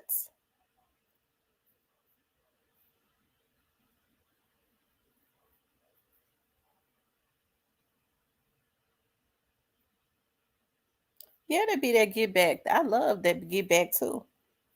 And even to this day, the only regret that I have about that situation is that I hate that I hurt Corey. I really do. I hate that. Because Corey was a real street dude. I'm surprised that he fell that hard because he had somebody. And like I told Corey later on, I said, you know, like things went back to normal. I went back to my boyfriend, and by that summer we was good again. I ended up getting pregnant, and it wasn't I had not messed with Corey since the beginning of the year, that year. So I don't know where my baby dad to get that stuff from, but I had my baby in March of that next year. Corey girlfriend had a baby in May. I said that nigga he was talking about he wasn't sleeping with that girl, but he was. Hell, she had a baby right behind me. Yeah, he knew it. That's why I gonna say, I know you ain't gonna do nothing. It used to be funny to him, like when we would be in North Memphis, like when we would go out because we went out every weekend. I'm talking about me and my daughter's dad. We would go out every weekend, and like we would go places. We would be in North Memphis. I would be like, lock the door. Where we at? It was funny to him because he was like, you ain't used to being in the heart of North Memphis, were you? You don't know nothing about the projects of North Memphis. I said, hell no. I don't want to be in these places.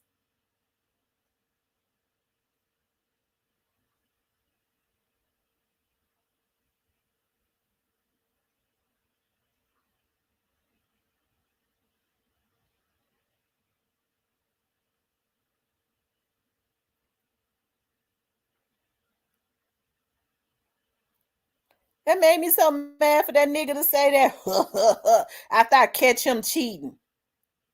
I know you ain't gonna do nothing. Ha! I showed him. It was me and I was Mrs. Jones, child. We met every Monday and Wednesday at the same damn hotel.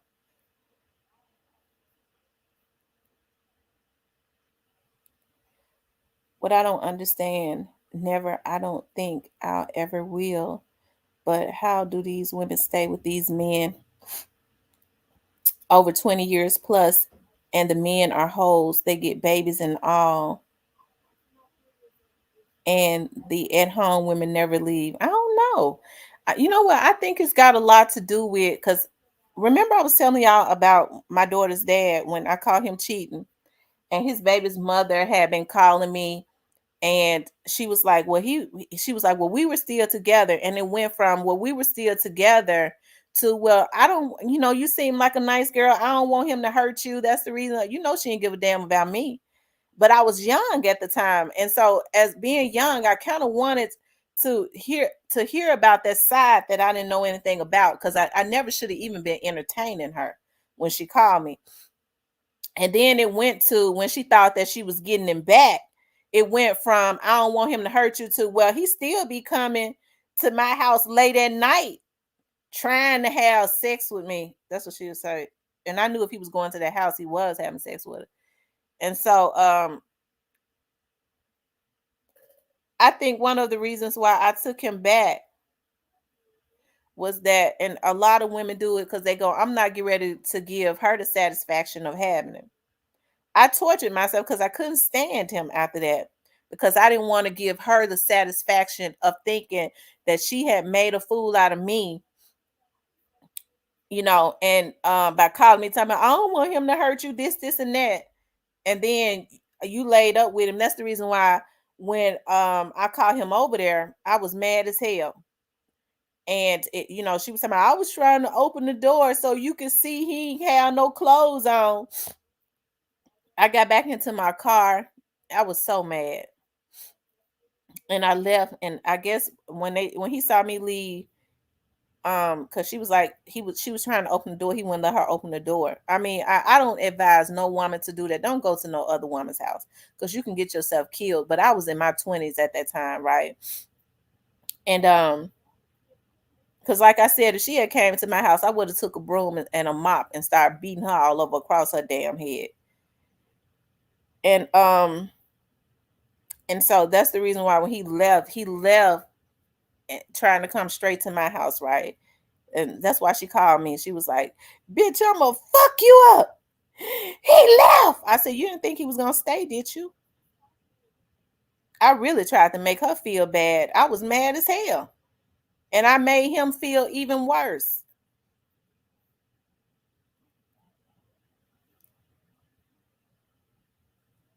I said, look at you all on my phone screaming and crying because you done laid up with him. He done did whatever he want to do to you. You got cum and nut dripping all off your face while you trying to hold his bumper and keep him from chasing me. You ought to feel like a damn fool with your Popeyes, bitch.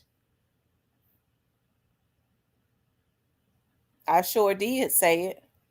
And I made his life a living hell.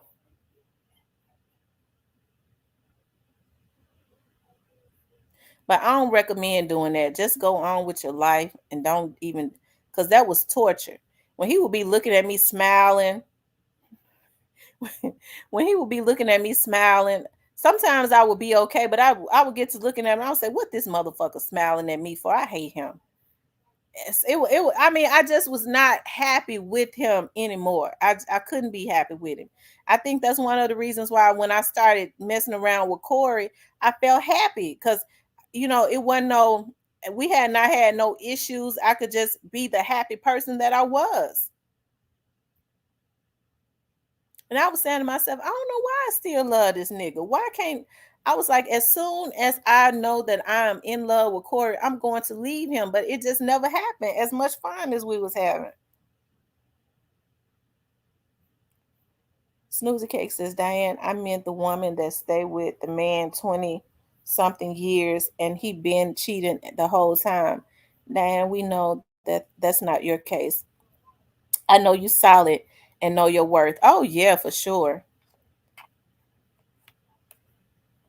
That's what I said. Diane, you need to get into like you need to start get into like the well, I was getting ready to say like the sex toy industry, but I don't use toys.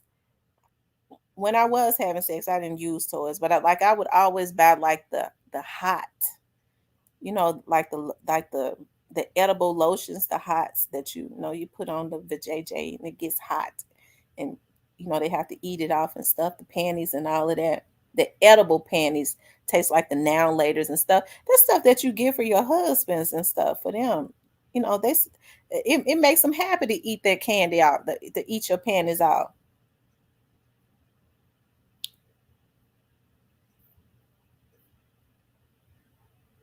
I used to work with this guy that I used to work with this guy that's he's a preacher, but he works for the police department. And I used to go to his church and he used to always talk about like you're not supposed to listen to worldly music. Him and his wife make love with church music on. Y'all, I just can't do it with no church music on. I just can't.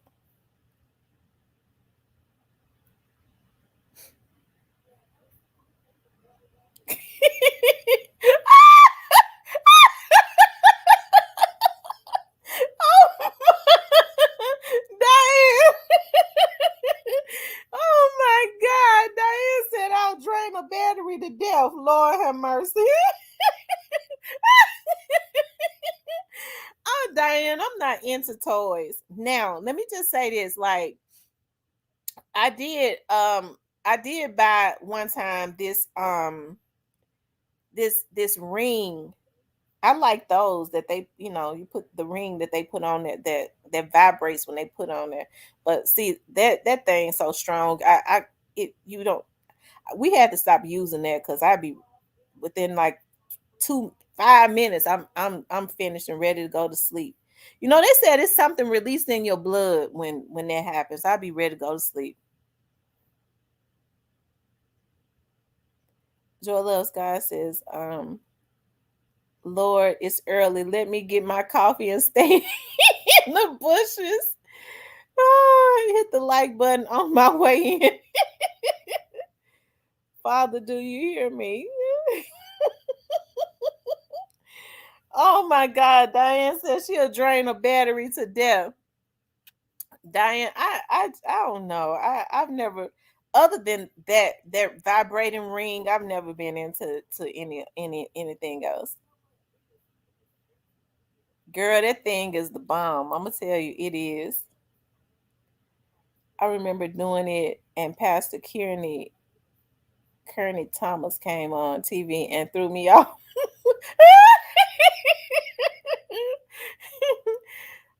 No, to I'd be too shamed to I'd be too shamed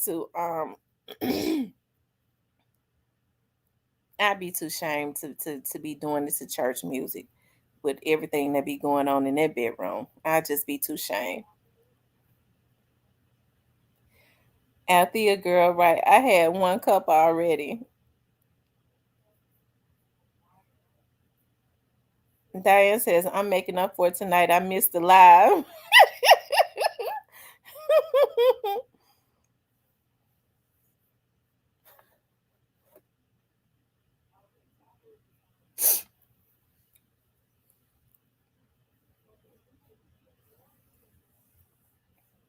God made it for us to enjoy it. Yeah, you know what? When I used to, yeah, it is. I mean, that's I was getting ready to say that's why I can't understand why, and I don't be wanting to offend nobody, but how people like,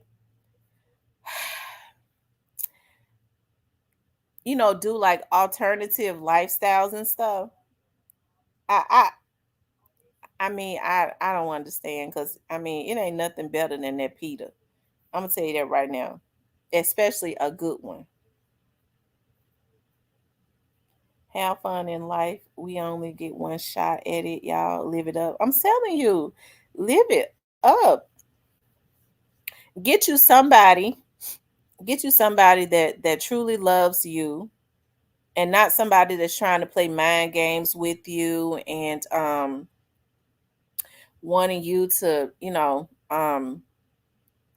because a lot of men now like to play mind games. They want to try to get women to fall in love with them because they feel like once the woman is in love, that she'll do anything. I don't like people like that. Crystal said, "Y'all gonna get me fired."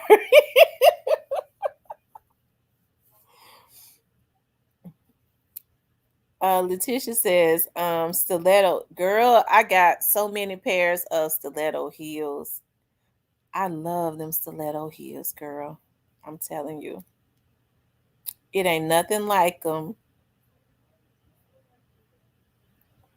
I can do anything in stiletto heels. I can run, I can dance, I could. I love stilettos. If she come behind me, she better be top notch. That's it. That's it, and that's all, huh, Diane?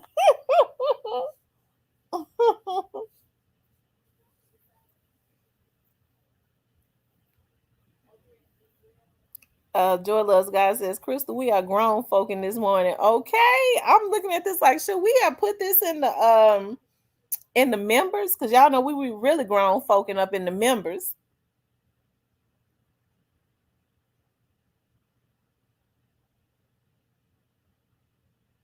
Diane said you could be a classy freak. Now, see, when people start talking about a bit like being a freak, being freaks, I don't know. I think like for me, like my mind goes, okay, now what is a freak? Because when folks start talking about freaks, they be talking about somebody that, like, is there a limit to because to me I don't know if I consider myself a, I don't know if I can I don't I don't know. I don't know because I don't know if I don't think that I am. I don't think I am.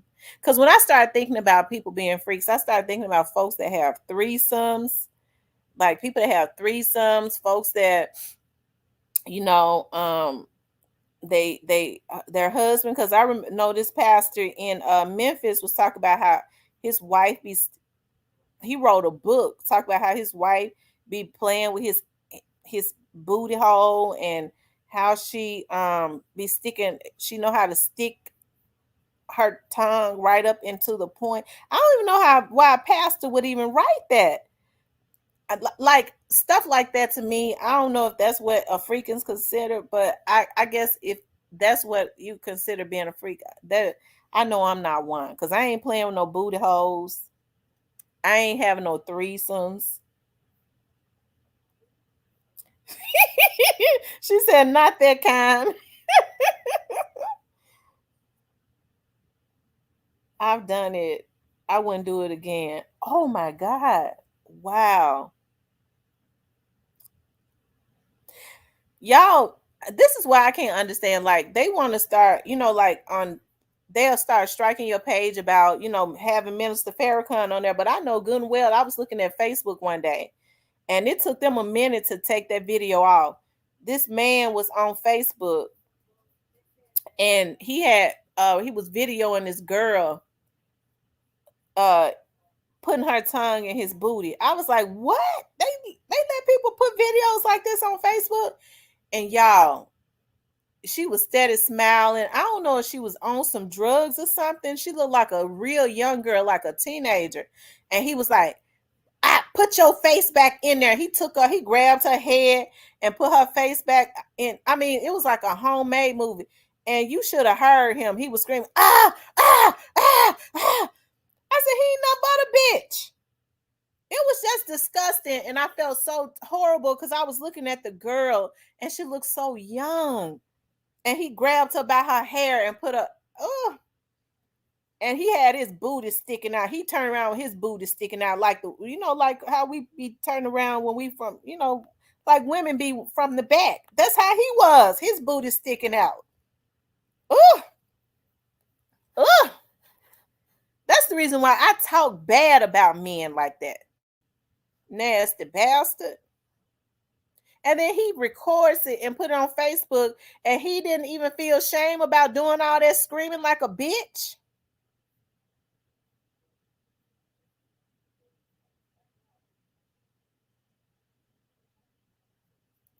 If I see any familiar names on other bloggers, of course, our sister Tam isn't on live. I'd be like, okay, my sister bro watching, so it's cool for me to watch. Yeah. Diane says, I'm from old school. We don't do that bottom feeding BS. I'm not going to do just anything right. It's some people that don't have limits. And I promise you that it's a lot of men leaving home for women that let them screw them in. I'm telling you, that let them screw them any kind of way. Any hole they got, they let the man stick it in and they leaving.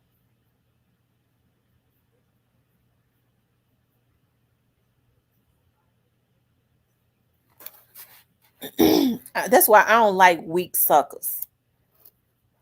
Hold on, y'all.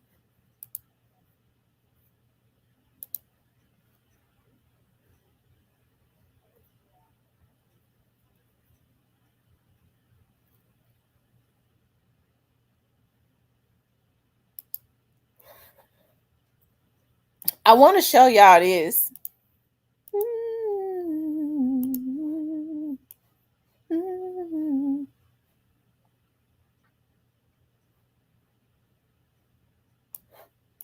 Y'all, this happened in Memphis. This happened in Memphis, y'all. This is why I say you have to be very careful. I was in shock. Now, they said last Sunday, Yolanda Beavers, the alleged mistress of Pastor Ricky Scott, all this happened in Mississippi.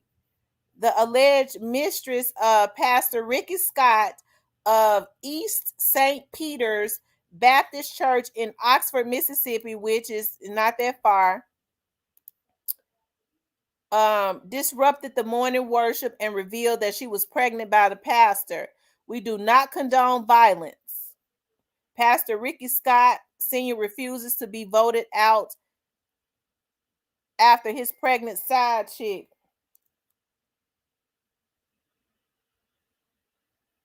tried to fight his wife during service.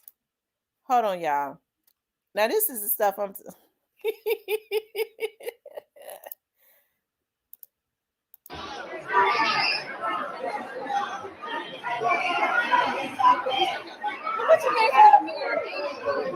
Y'all, look at how the pastor's standing up there, y'all. Y'all see him standing up there in the pulpit. He ain't even moving. Look at him.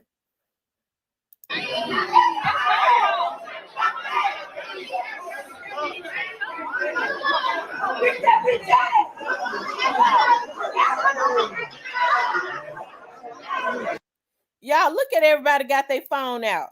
The pastor didn't leave the pulpit. Everybody in the church got their phone out. And he just standing there while she tried to beat up his wife. She should have took one for the team and not bring it in. Right. Why would she go in the church and do that? And he did not move while she was jumping on his wife.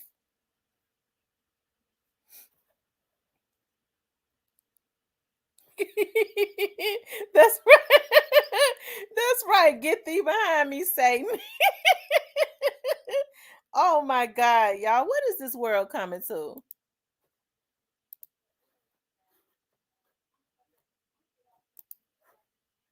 Football, baby.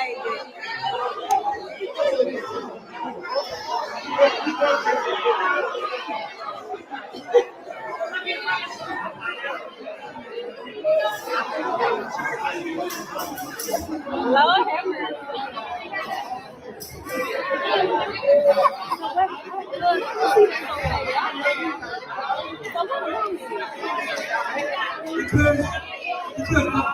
No, let me tell you what happened. Y'all, let me tell y'all what happened.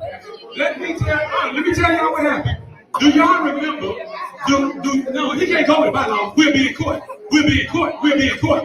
The period of bylaws, if they said the moderator, they said the chairman of the deacon board would do it. He can't appoint nobody to do the job. He can't appoint nobody. We'll be in court. You can get police to get me out. We just go to court. So no, you're not. I'm not getting police to ask me to move. I'm the pastor. I haven't been voted out. I'm not going. I'm not going. I'm not going.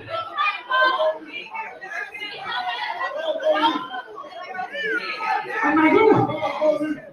Police can't move me, and I'm the pastor. Because here it is, right here. The church. I don't even know what it is. It's between the church body will be called by the voting members, and it said if any time that a vote is needed for retention of the mission, a church meeting will be called. The meeting must be stated, and it said the chairman of the deacon ministry will provide. The chairman of the deacon ministry will provide. Let me show it to you. Right?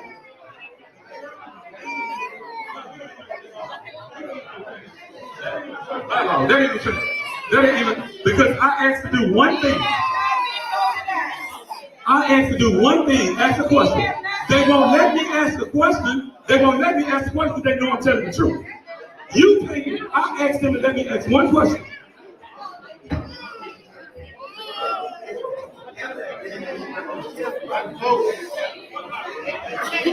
This church will be soon. I asked you know, when y'all came to that meeting, y'all said, I'll let you speak at the meeting. You don't remember that? Right. Hold up. No. This is what happened. Do y'all remember? Hold on, no. See, why they won't let me talk? All I ask is to ask one question. They won't let me ask my one question because they know I'm telling the truth. And the police can't come on private property and ask me to leave if I'm not doing nothing to nobody. That's a private property.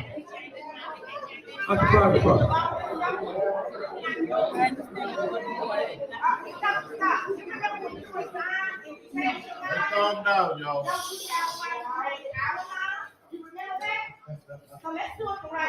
The right way is the right way is number one. The right way is where is your church roll? Where's your church roll? You gotta have an active church roll. Where's your church roll? Where's the secretary of the church? No, you're not you. How you got one? The church secretary is supposed to have one. You haven't been here, but you coming on first Sunday. So how you know who was here second, third, and fourth? No. We're gonna do it right. As long as we do it right, I'm okay. I'm okay with right.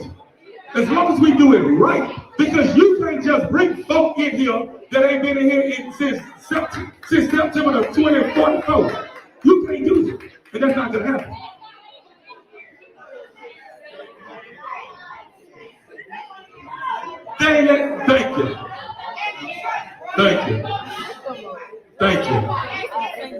Thank you. I'm the pastor of the church. I'm the pastor of the church and had not done nothing to nobody. The church will witness. I'm the pastor of the church and had not done nothing to nobody.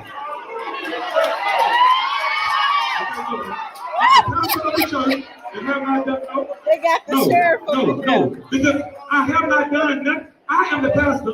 I'm the pastor of the church, and if they can't do that, I haven't done anything. I'm the pastor. Okay, come on, I'll talk to you. Come on. I'll be back.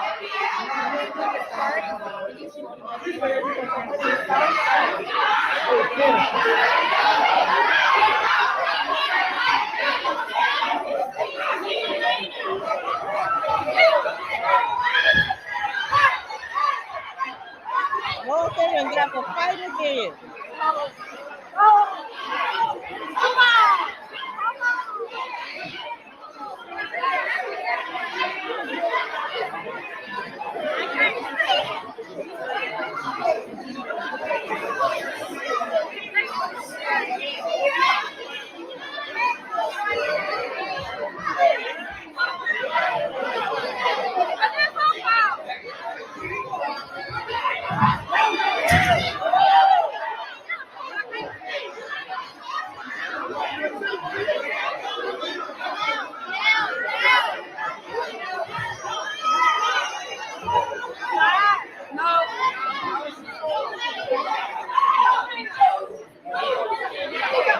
Y'all, the mistress and came back up in there trying to fight the wife, y'all. I'm telling you, it's crazy.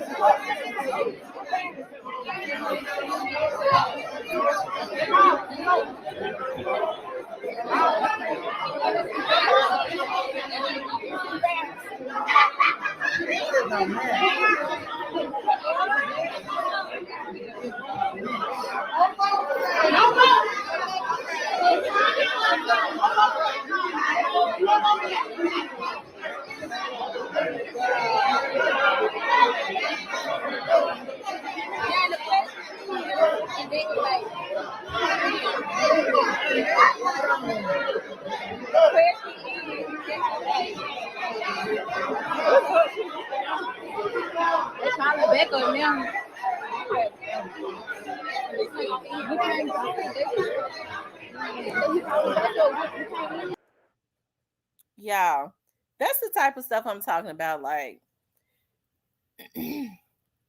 now he got his mistress in the church. She done went up in the church um and he's standing up there while she runs up there and beat his wife up.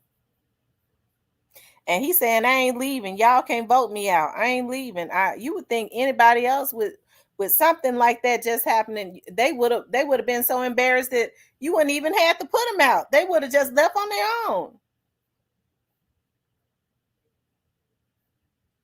Girl, my auntie Missy as died. Before she died, she wrote her services, and she wanted her married side piece to speak of her funeral.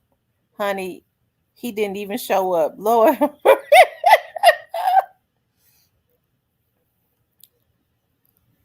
He knew she was on some mess.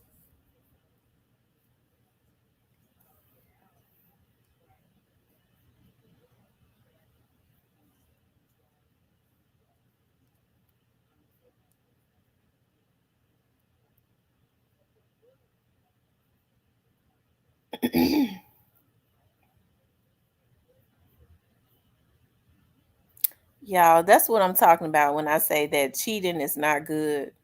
It's not good. If don't be selfish. If you don't want to be with somebody, just let them go on with their life. But the problem is, like, folks want to they're greedy, and they want to have multiple partners and stuff. And the thing about it is, they know what they got is good, and so they want to hold on to it while they go out. They step out, and I'm talking about men and women. It's just, that's the reason why that karma hit them, because God ain't gonna let you continuously mess over good people and you not get your payback. I know his wife was like, you better not show up to that lady funeral. they need to pull out the Pompey and extra virgin olive oil to bless and anoint everything. I'm telling you that, and she, oh Lord Jesus, and I mean, she ran straight up to his wife. She didn't run up to him. She ran up to his wife. I wonder how he felt seeing his side chick sit there in the church. I don't know if she went to that church or she came there. I know he had to have been scared, but they was ready to vote him out right then and there.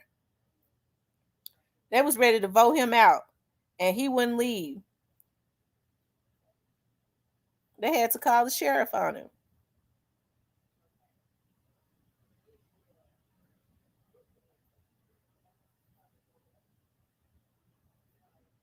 Lord.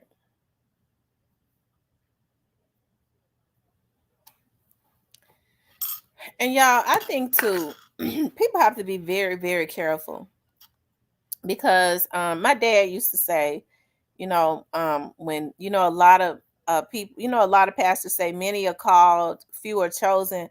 My dad used to say a lot of these, when he would be going in about how a lot of pastors were selling out to these politicians, getting their congregation to vote for them because they was taking money up under the table. My dad used to always get on the radio show and the TV show and say, a lot of you Negroes weren't called, you just went.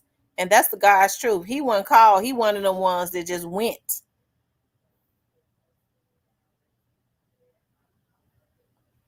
You weren't called to the pulpit. You just went to the pulpit. And they have all them lustful spirits and stuff on them. So um that's why I always say people need to learn to gain like a relationship with God for themselves, right? Because oftentimes they start putting these pastors in places that they should only have God in, right?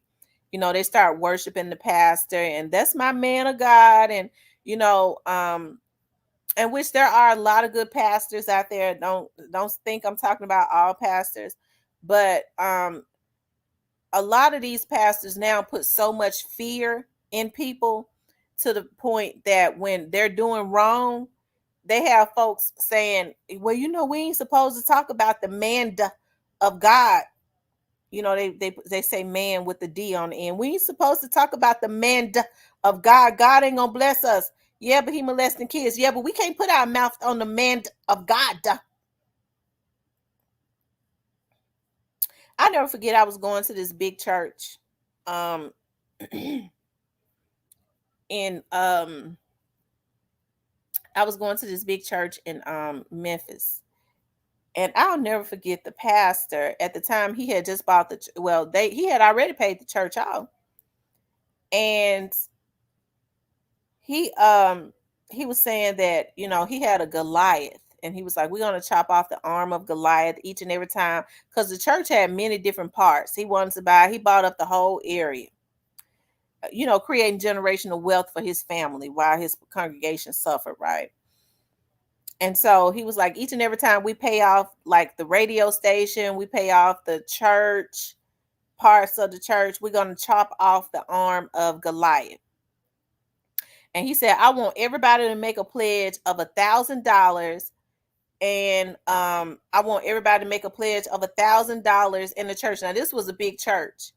And I want them to make that $1,000 by I believe by June of that year. Now my girls were still little girls when I was going to that church. Because I always tried to be in the church and live my life right. I did. I wanted to raise my girls up with a God influence. I wanted to keep them in church and stuff. And so because I was raised in the church. And so I remember like that September came and that pastor stood up there and I was a single mother. Hell, my daddy was the one buying my damn kids diapers and stuff. So here I was, a single mother at the time, working a part-time job, going to school, because I wasn't even working at the police department at this time. And I'm trying to give $1,000. And I remember September came because he was like, you need to pay so much. Y'all need to pay so much every month. So I was really, because I really just felt like in order for my girls to be blessed, in order for me to be blessed even more, I need to make sure I pay this $1,000. And so that September came, and that pastor said, I've been looking at the sheet, and it's a lot of y'all who have not paid y'all's $1,000. Now this church had a lot of money coming in. The church had a daycare, a radio station, all of this stuff that it was a business that he had going on. They had a school, like a private school. And so he said, a lot of you all that have not paid y'all's made y'all $1,000, paid y'all $1,000 seed, work for the church. He said, I'm going to give y'all 3 months to pay y'all's $1,000 if you work for the church. And if you have not paid that $1,000 in 3 months, I am going to start replacing y'all. You will not have your job. I never went back to that church. Because number one, if a person don't have $1,000, even back then, hell, $1,000 was a lot of damn money, right? So I'm sure working for the daycare, working for the, cleaning up around the church, doing little jobs around the church, working for the school around the church. If the people hadn't paid their $1,000 is not easy, especially back then, to come up with. But when he told them folks, if they didn't pay that $1,000 that worked for him in 3 months, he was gonna fire them. I never went back to that church anymore. And I had been taking my little crumbs and stuff, and and putting it and trying to pay my $1,000. So I remember this girl I had went to school with. We had reconnected because we was like best friends in junior high school, and we had reconnected when we started going to the church, because she was going to the church, and she was like, I was telling her about it. She was like, I had not seen you at church. I said, well, when he said that he was going to start firing his workers because they had not came up with their $1,000, I couldn't get with that. It was just something about that did not sit well in my spirit. She's like, well, me and you ain't gonna. She said, because she had them. I had 2 kids at that time. She had went and had 5 or 6 boys, and she was like, I'm trying to get my life right, and I got a van, and if I had not paid my $1,000, my van was out of service, and it was in my van had been in the shop. If I had not paid that $1,000, God would not have blessed me with the money to get my van out the shop. Well, she got a damn income tax. That's how she was able to get it out. So she was gonna be able to get it out, and because she was gonna get that income tax with them 5 boys. And I'm not trying to minimize God. Please don't ever think that, because I do believe and know that there is a God. I believe in God and all of that. I pray every single day, not just at night, but all day. I try to keep a prayer in my mind, so that y'all know I have temper tantrums, and I be ready to cuss a bitch out. So I have to consistently pray, right? But me and her stopped being. She was like, she made an example. Now this girl was having issues. Like when we would leave church, we would go out to eat, and she had all them boys. A lot of times I would help to pay for her food and stuff, and she had the nerve to tell me, she said, I said, well, maybe you should look at it this way, that I said, I've been reading, I had started reading the Bible more for myself. I said, the tithes and offerings is for the widows and the children. I said, just like you with your 5 sons. Like if you didn't have any money to eat and you and your sons were hungry, I would feel an obligation to help you. And she cut me off. She said, no, don't do that.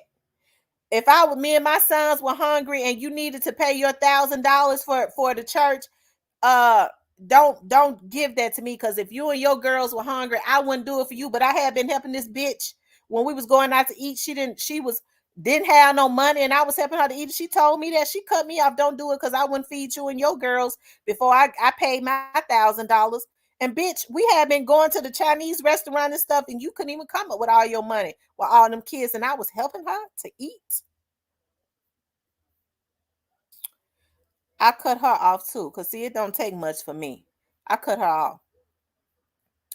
But I stopped going to that church because I was like, dog, you see all of these older people and stuff that are hungry, that have to decide on whether they're going to buy medicines or if they're going to eat. And you have pastors making them feel guilty about not putting their money that they need for their medications and stuff. They already living on a fixed income, living in low income housing and stuff. And you got a pastor that's making all that money, making them feel guilty, telling them they've gotten older and their mindset is I'm old now. I just want to make it to heaven. So I'm gonna have to go without and give this church my money because I don't want to do nothing that's gonna stop me from going to heaven. Y'all, we can't keep doing stuff like this. You can't buy your way into heaven. I believe in giving tithes and offerings to the church. And hey, if the church is like a hospital. If it's a good pastor, I believe the pastor is supposed to get some type of salary, right? But the tithes and the offerings is for the widows and the children. It's supposed to be a storehouse so that when people in the community are hungry and they need their light bills and stuff paid and things of that nature, um, widows and children, they're supposed to be able to come to the storehouse and get meat and food when they are hungry, right? But it's unfortunate that they kind of leave that out. They'll say, will a man rob God with these tithes and offerings? Hell, but they ain't going to read the scripture that's above it or below it. And that's why I've always, y'all, I'm telling y'all, like, when I was going through my situations when I was younger, it probably could have been worse. I always had a real good support system because if I had not had my mom and my dad and my grandma and them, I would have been out there having a hard time, just like being a single mother, just like any other young girl who I had two babies by the time I was 24 years old. But my grandma told me, you better not go get another damn baby. I'm gonna tell you that right now because they were helping me with those kids. And but I would have been out there like that too. And so I was going to church and stuff because I was like, I want my kids to be raised up in church. I wanna be more in the church, and I still love church because I feel like you can go and you can, if you can go to church and you have a good pastor and you can get a lot of help because it's supposed to be about giving, right? But I witnessed a lot of stuff because I left that church and started going to another church, and you know it I just started I saw a lot. I will say that there was this one church that I went to. I'll never forget, his name was Elder Wilburn. And at that time, like, that's when I had gone through the academy, and I ended up injuring my hip, and I was down for a while when I messed my hip up. And I promise you I was so depressed because I was like, dog, I only had 5 weeks left. I'm supposed to be a police officer, giving my kids a way better life. I wouldn't need like my dad's help or everybody, my mom and them that was helping me. Like, I was hurt because I was like, I earned it. I passed the gun range, I passed the law, and that's what we lose a lot of the recruits at. I was like, I got past all that, and I tried to get over the wall, and I messed my hip up, and you could only miss 3 days at the academy. And so when I went to the I was hopping one day. I'll never forget. Mike Rollins was out there at the gun range. He was the instructor at the gun range, and I was trying my best not to hop on my hip because I knew they was gonna send me home for. And my hip was so messed up. And Mike, one of the instructors at the gun range one night, had seen me hopping, and he said, he called my name. He said, what's wrong with your leg? And I tried to play it off, and he went and told Mike Rollins. And so Rollins had called me in there. He was like, we've been friends for years. I've been knowing you since felony response, blah, blah, blah. He was like, I'm going to have to send you to the hospital. I got to do it. I started crying. I was like, no, please. I don't want to go to the hospital because I already knew how bad my hip was, right? Because we still had to do exercises and stuff down at the range. And he was like, I got to send you to the hospital. I got to. As soon as I got to the emergency room, the doctor, they took x-rays of my hip and stuff, and they was like, we got to take you off.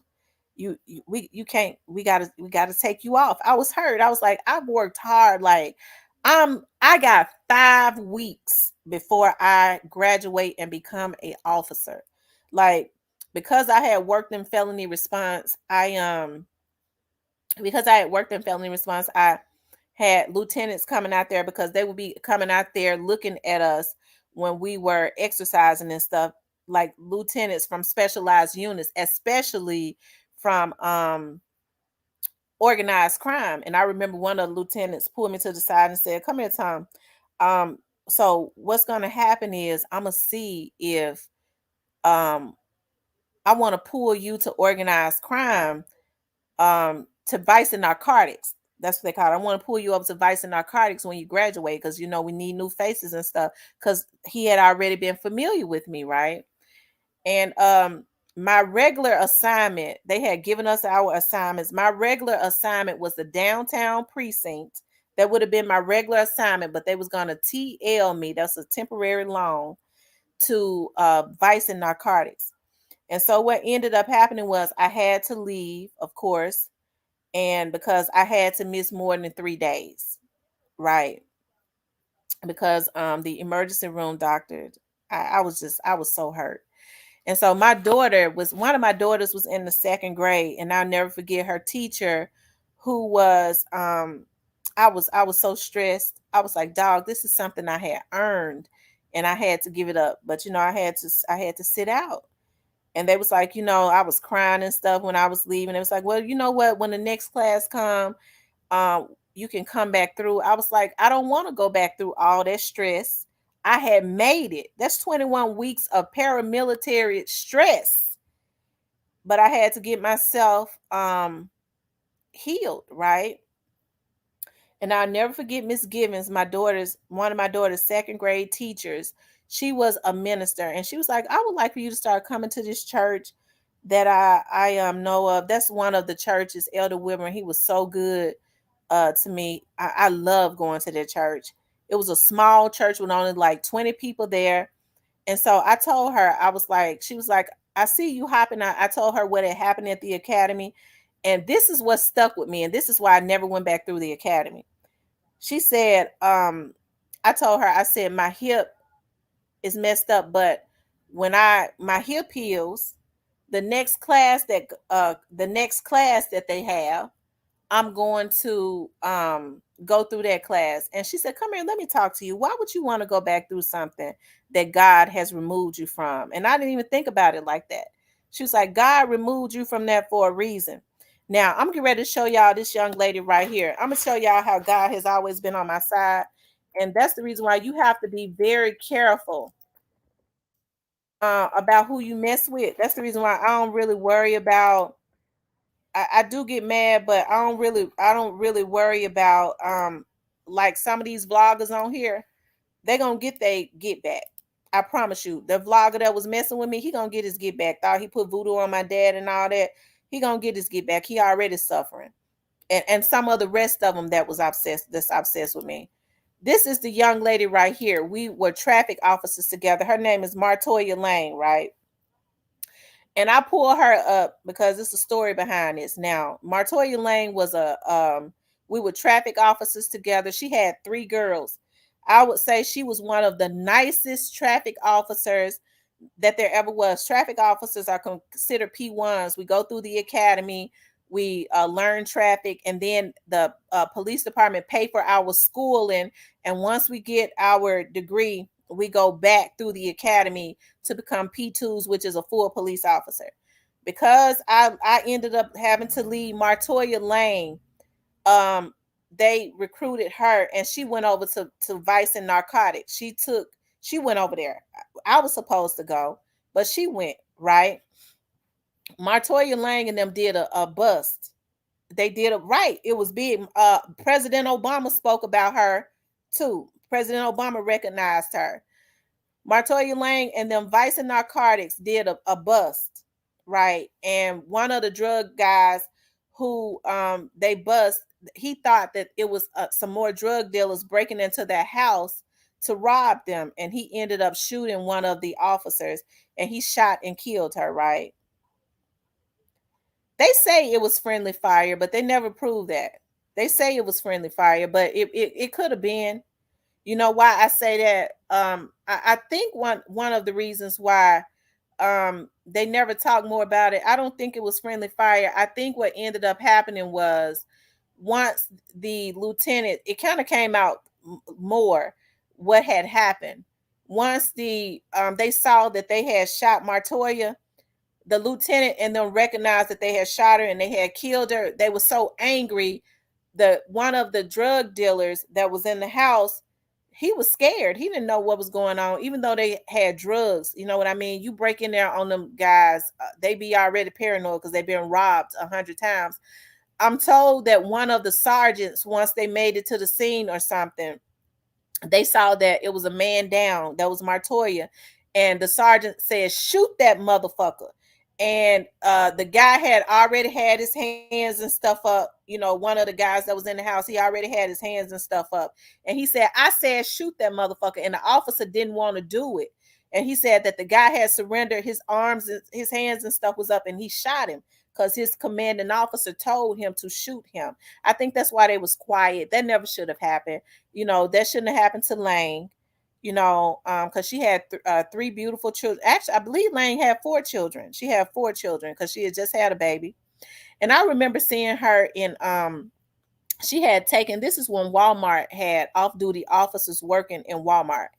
And so I was told that I had seen her, and you know, I seen her like a few weeks before it happened. She was working in Walmart in Whitehaven, off duty. And so I was telling her, I was like, I never came back through the academy. I was like, but I miss it. I miss you guys. And she was like, I never forget. She said, you ain't missing nothing. She said, I be on the internet every day looking for another job. I don't even like being a police officer. I'm trying to leave. And a few weeks later, they did that bust and then in Vice and Narcotics. And I often think about that. My friends, one of my friends, because you know, we had taken our pictures in the yearbook. He said, you know what's so weird about that? He said they messed up the pictures in the yearbook. He said, don't you know they got your picture and her name up under the picture? And I always thought back to what Miss Gibbons had told me. She said, why are you trying to go back to something that God took you away from? It could have very well been me, because they recruited her over there because I injured my hip. I I always think about, God, would that have been me that was doing that sting, and I'm, they mistakenly shot me? I think about that. That's the reason why I know God don't make mistakes. That's why I don't try to force anything. If it's not for me, I don't want it. I just kind of let stuff flow. I don't try to force nothing ever. He got 25 years for that. I think it was like three of them. It was like two or three of them in there.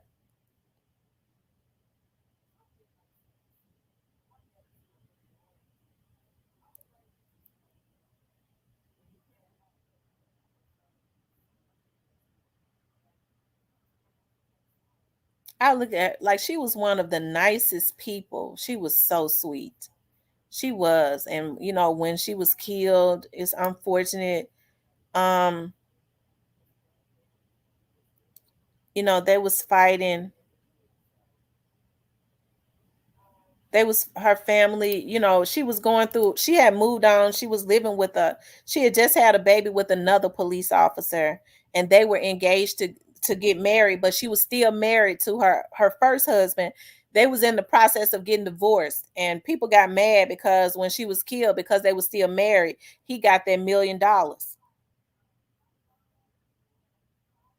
One thing about the city, I will say this: when you put in your time, all of those people that have had higher positions and stuff within the city, when they retire, they get $1 million or more. They leave millionaires. No, you can't beat God. You can't. Looking at her, I get emotional because we used to ride together. We used to do traffic together, and she was so easy to talk to. She was so easygoing. I hate that happened to her so bad. And then what they ended up doing was, when we did traffic, they ended up sending me back up to the bureaus to work in Crime Stoppers.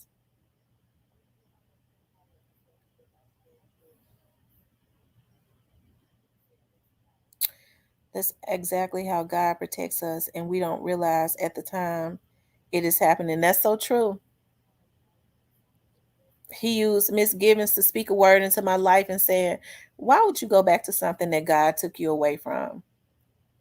At the time, I couldn't see it. I was like, that's so unfair. I've earned everything. And I remember when when I ended up, I was talking to Mike Rollins, and he was like, I had no idea that when I sent you to the hospital, to the emergency room that day, he said, I had no idea that that was going to happen. I was not sending you there for them to take you off that long. He was like, I had no idea that was going to happen. I just wanted to get on record that you had gone to the hospital and stuff, because we couldn't be around there hopping. That's the reason why a lot of times, like when the recruits were injured, we would not say anything because we were afraid that protocol was they had to send us to it. We had to go to a doctor. So we would not even say nothing because we would just walk around injured. Like when we would be shooting over 1,000 rounds a day, our fingers and stuff. I be having issues now with my damn fingers, I believe, from shooting all those rounds. Our fingers would be bleeding, our fingers would be popping, they would stiffen up because we would have to shoot over 1,000 rounds a day. When our knuckles and stuff, we would have to load them weapons and stuff back up, would be bleeding. We would hide that because if we went to a hospital or a doctor and they took us off, they might take us off more than 3 days.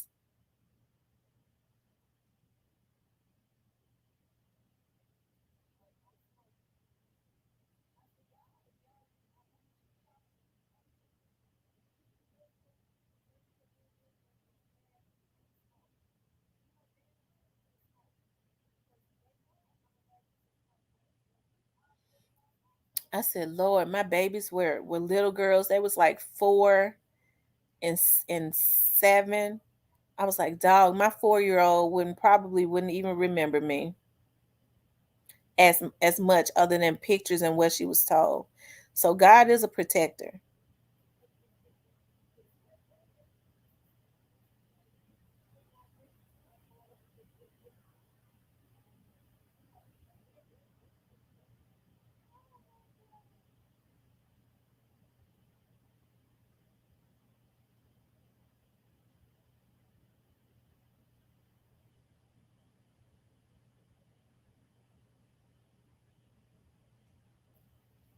Miss T, this is Nola Girl on my other channel. I joined the membership and didn't realize it was on this channel. Oh, okay.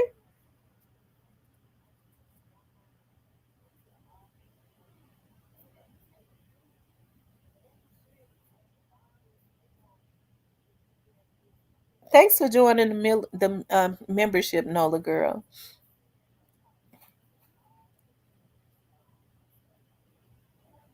There's a real testimony right there. Yeah, that's a real testimony right there. That's why, I get mad at people because I don't bother people. I don't.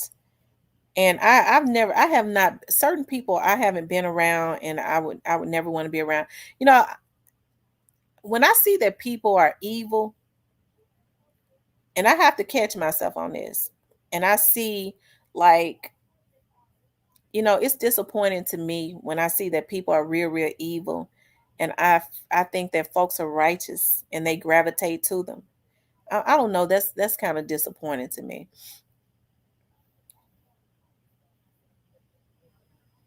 Lord, let us thank God for the doors He closed. That's true. That's why I always say every closed door is not bad. I think it was preparation, because then I ended up getting a job with the sheriff's office, and I ended up working right with the chief, and God had me there for a reason. I was able to help people, because he valued what I said to him. He valued my advice when he asked me, and I was able to help a lot of people. And I was able to learn like the administrative part of the police department and all of that good stuff. And so now in my work that I do, because of those relationships, everything is ordered. Because of those relationships that I had with those people, I still have a lot of friendships. I met a lot of people at the top, a lot of those officers, a lot of those chiefs and stuff that left, those captains. A lot of them got into private investigative work. Some of them went over, they left the police department, they went and started working for the U.S. Marshals. They went and started working for other higher agencies.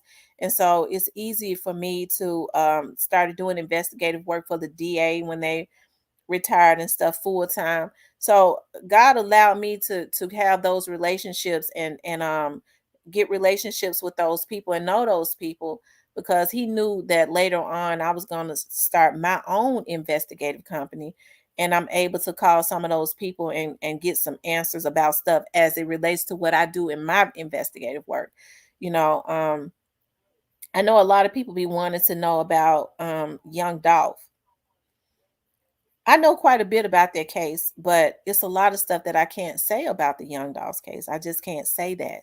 It's not my place to put out a lot of stuff and ruin a investigation. I would never in my whole life, ever in my whole life, put out information prematurely just to say I got some information and ruin a investigation. That's those people's investigation.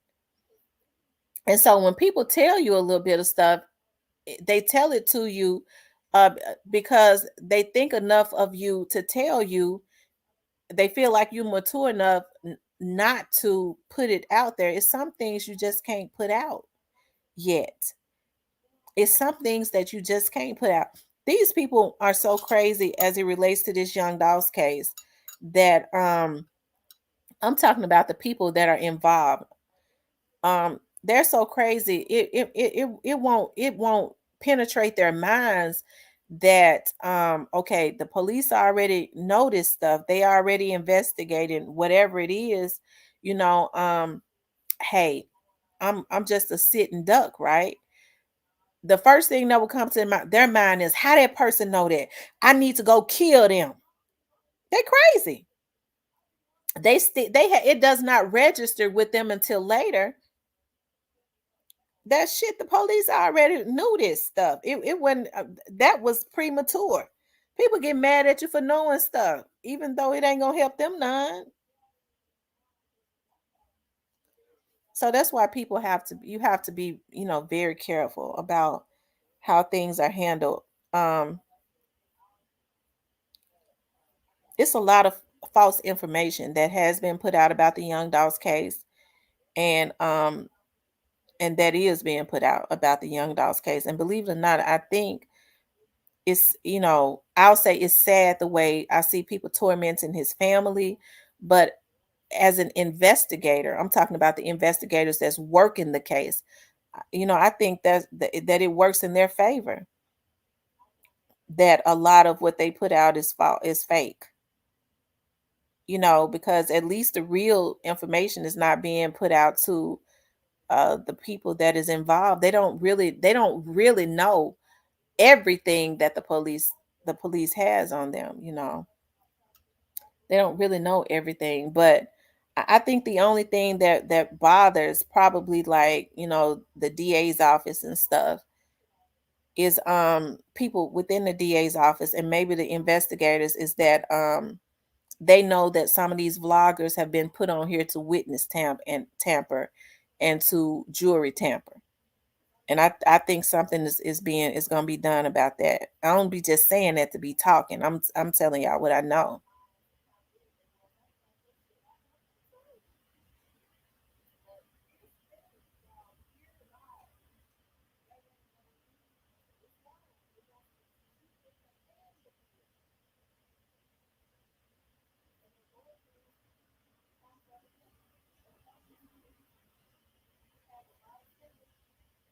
Yep. Well, we got into a lot of stuff. I got on here to talk about women need to love themselves more. They do. I think when you release love into the atmosphere, it can't do anything but come back to you, right? It comes back to you when you decide that you're going to love. And even if somebody mishandles your love, you're not supposed to stop loving just because a damn fool didn't recognize your worth and they mishandled your love. It's going to come back on them, and trust me, they always realize it in the end, whether they say it or not. But don't ever let somebody stop you from being a good person or from loving. And I think we all have been victims of that. I'm gonna tell y'all something. I'm so And this is something that I pray about constantly. I'm so afraid to fall in love with somebody that is ridiculous. I am. I'm so afraid of falling in love with them and them mishandling me because of stuff that I've witnessed in the past, that it is ridiculous. And I feel like I've messed over a lot of good guys. Like I've missed out on some stuff. I'm probably missing out on some stuff now because I have guys that be trying to get at me now. And I feel like my dad has said to me right before he died, Gail, I think it's time for you to start looking at you getting you a husband. And I always think about, well, what if I get a husband and he think he can do this to me and he think he can say that to me? I don't want nobody that, if I fall in love with him, he'll think that he can start mishandling me. He could start discouraging me. That's the type of stuff that I worry about. And that's the type of stuff that I pray about all the time. Because I start looking at other people's relationships and I go, oh my God, that just seems so beautiful. I wish I had that. And then I'll think, well, how am I going to have that if I don't trust nobody to have that? Because I don't trust nobody. Diane said, I ain't tired yet. Girl, I can't wait until I get married into my honeymoon nights. Oh my God, ooh. If I plan to stay celibate until I get married, I might put a hurting on that man. He ain't gonna be right for 3 weeks. Pray on it and really celebrate and take care of yourself. The Bible tells us to guard your heart, right? To guard your heart. That's true.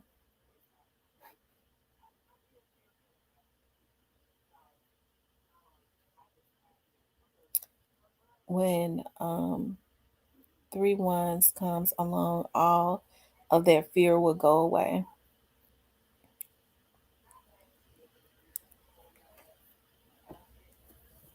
And I also consider what I do like a ministry. It's like a blessing.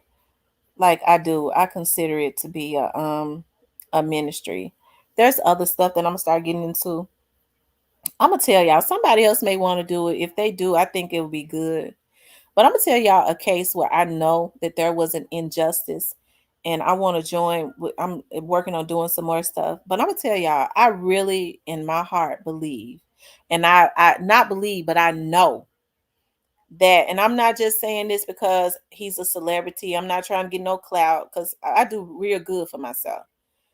But I feel like an injustice anywhere is an injustice everywhere. And they taught us this in the academy. It is better to let 10 guilty men go free than to convict one innocent man, right? So the thought, I guess the practice is, because I don't think it's not law. The saying is, it's better to open the jail and let out 10 guilty men than to convict one innocent man. Really, when you see all of these people that get into the legal system and they start being crooked and stuff, that's messed up because they already know what the laws is, or what the practice is supposed to be. It's just an injustice to convict the innocent man. And I'm gonna tell y'all something. See, murder is one of those cases where that man should not be in jail. And I really wish more people, I'm talking about trained people, because the state of Louisiana got some real messed up laws. I'm telling y'all, it's rotten down there. Their laws are different than any other laws. They operate under those old French laws, and I don't even think that should be legal. They're taught law differently than any other than anywhere else in the United States, right? Even if they convict you in the state of Louisiana, if they find that there was corruption, if they find that they wrongly convicted you, it can never be overturned.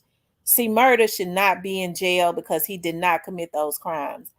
And I that's one of those cases that I really wish, other than, because you see people vlogging about it. It's gonna take more than vlogging about it. See, murder. Um, okay. I'm going to tap in. I was just thinking about how I miss your live. Um, See, murder shouldn't be in jail, right? And I think that his case would be a case to not just vlog on, because when you're going to investigate something, you can't be real vocal about it. especially when you're dealing with corruption. You have to really go underground. And I'm talking about trained people, not a bunch of wannabes. You got to be trained. They should have yeah, it should have been overturned. As a matter of fact, see, murder got out. I ain't never seen nothing like it before. That judge, Martha Sassoon, she's now, she's back a lawyer. She's no longer a judge. When she did that with C Murder, she saw that there was corruption. And C Murder, remember, he got out for a little while. She let him out. I can't understand how they then went to the Supreme Court and had them to override what she did and put him back in jail. You know that's a lot of injustice BS. Hey, is that Arrington from 108? Good morning. Yeah, his case was one of a kind. Shed some light on C Murder case, T. We stand behind you. Okay. People came forth and said they were coerced. Right, those people came forward and said they were coerced. They did the exact same thing in Mac's case. Mac had never had a criminal history. Mac was, I mean, they really messed him over. And they did the exact same thing in Mac's case. They started putting people's messing with their children, threatening to put their kids in jail for life. Another man said that he was arrested in the Max case, and he said that Mac didn't do it, and they held him in jail until he changed his statement and said it was Mac that pulled the trigger. The same thing that's happened with, and they kept Mac in jail for 21 years. They took 21 years of his life, and they knew that he was not guilty, have not compensated him, but Mac has gotten out. He's stayed positive. When I used to talk to him when he was in jail, was I started talking to him because I was supposed to do an interview with him. He was always, and I did end up doing an interview with him. He was always so positive. I ended up becoming really good friends with his family. But he was always so positive. He would say, no, no, no, don't feel sorry for me. I'm good. I don't want nobody to feel sorry for me. I have to stay in this state of mind of always being positive to get through this. And they kept that man for 21 years. Where he was could have been out having more babies and having a healthy life. They took 21 years, but he got out running. He doing the darn thing. She says, "Are you ignoring me?" I didn't see it, the Black Barbie. I just saw that comment. She said, "Are you ignoring?" I didn't see your comments. It's just starting to show. I just saw that comment. I don't know what's going on. One of my friends had texted me and was like, "I can't see anybody's comments." The Black Barbie, this is the first comment that I've seen that you have posted. I saw you posted a little while ago, but that was it. Go look, go look about the book.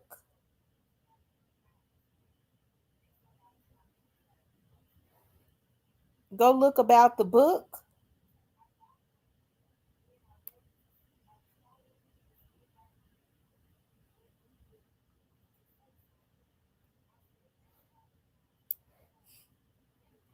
Go look about the book.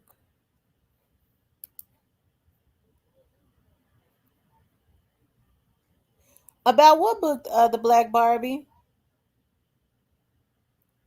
Snoozy Cake says I had to come to the other page. I was on the original page.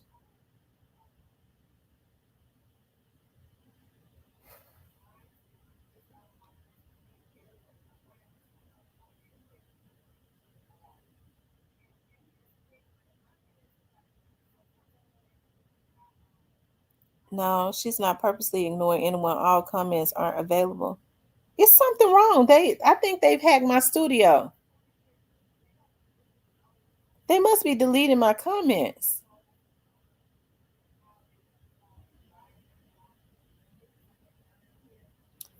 She says, "Are you going to write a book about vlogging on the Doss case?" I never thought about that. I never thought about writing a book about vlogging on the Young Doss case. She said it would be exciting. You know what? I think when everything comes out about Young Dolph's case, I've always said this. I think Young Dolph's case, you're gonna start to see a lot of people writing books, just like they did on the O.J. Simpson's case. We ain't nearly about over with in the Young Dolph's case. I sure hate these young men mess their lives up, all because they wanted to mess up the life of Young Dolph.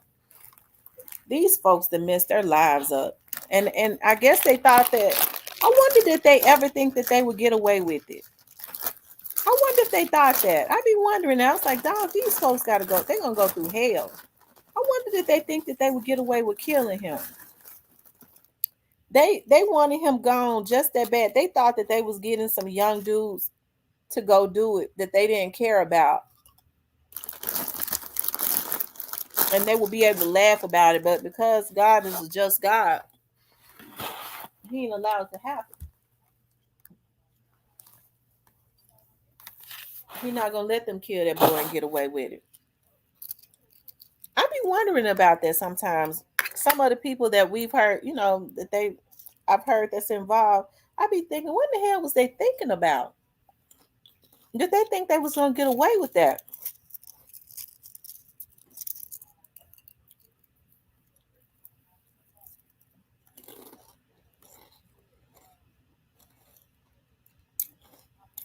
No, you didn't interrupt the conversation.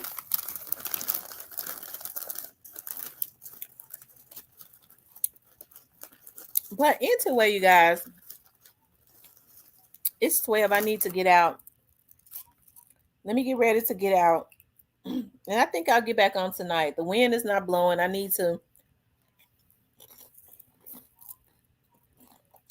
gotta get out and go over to a neighborhood on a case, and then I gotta go. I know these I should not even be eating no chips. But I'm gonna tell you, I like the French onion dip. I messed around when I went to the market and I was like, I don't know what the weather gonna be like. I hope my lights don't go out. I guess that was an excuse for me to buy something bad. And I bought these potato chips. I shouldn't have bought them because they didn't have the lightly salted ones. And then I gotta go over to the bonding company. I be tripping, y'all. I told my cousins, I was like, when your friends want to get out of jail, they're like, cuz you write bonds? I said, yeah. Y'all, I was like, I'm only gonna be over there like 1 or 2 days a week. Y'all, them old niggas stay going to jail. I ain't never in my life seen nothing. My cousin was so mad at me yesterday. His ass got out of jail. And he went back. I said, why you back in jail? Why he back in jail? He just got out. Cause he back in jail. You need to go on over there. So and get him out. We'll come bring the money on up there. Yeah. I be so tired of them there walking to the bonding company. Hey, cuz. Thank you, cuz. I love you, cuz. I said, oh shit, you stay your ass out of jail. And then they old friends be going to jail. I said, these old niggas stay in jail. They be getting with these young girls and then be cheating. And they be fighting. I tell them, I said, listen, y'all messing with these girls. They go and get restraining orders and stuff on you because they mad. And then you go to jail. Y'all make up. When she get mad at you again, she gonna call the police and say he violating his restraining order. But she asked me to come over there. I said it don't matter. You ain't supposed to be around her. You know what she gonna do when her crazy ass get mad? Well, she need to go to jail because she called me over there. I said, shit, y'all keep me at the damn bonding company more than I want to be over there trying to get you old niggas out.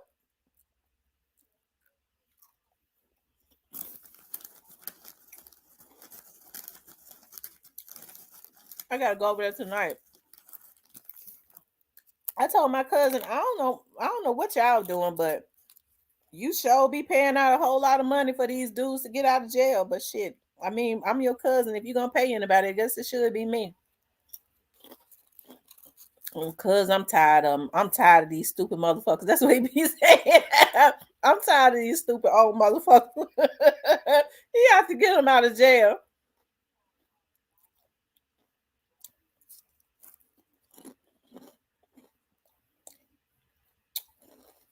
He said the power of the cooch. You ought to see them. A lot of times they be coming in there. They be coming in there too. If you gonna go get Trill out, when you gonna walk over there and get Trill? I said, Lord have mercy. I don't know how long. I said, Lord. Now my friend was teaching me the bun. I really just wanted to learn the administrative part. Shit. But I don't know how long I'm gonna be able to deal with this because I can't deal with ghetto every day. It's already bad enough. I'm having to deal with my crazy cousins, the younger ones. I love them, but they crazy. But it ain't no excuse for these old ones. I be so ashamed. The guy that my friend that owned the company, he was like, I don't take no offense to this, but everybody that you bun out be family members. They walk in and say, "What's up, cuz?" I see, yeah. Mm-hmm.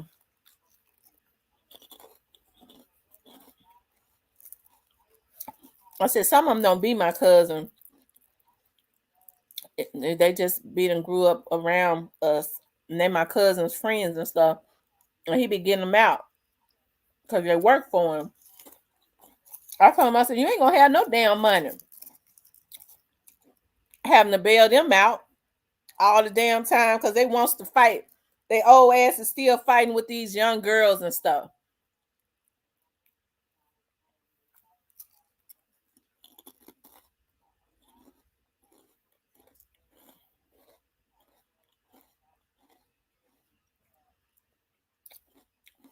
I said 2 days a week. I'm having to go over there every night to be writing up bonds for these niggas because they can't stay out of jail. I'm starting to think it's something going on. I get to thinking when a man can't stay out of jail, it's something ain't right about that. Because they already know when they get out and they go back to these damn crazy ass girls that they got restraining orders and stuff on them, and they do this so that they can control them. When they get out, they go to their other girlfriend house. She already know he out. She gonna be mad about that. He make his way back to her. She already mad because he been with the other girl when he got out of jail for a few days. So when he come back to her, she already knows she got a restraining order or order of protection or something on him. So she be waiting for him to walk back into her house so she could start with him and she could call the police on him because she mad because he been with the other girl after he got out of jail. So she could have him sent right back to jail.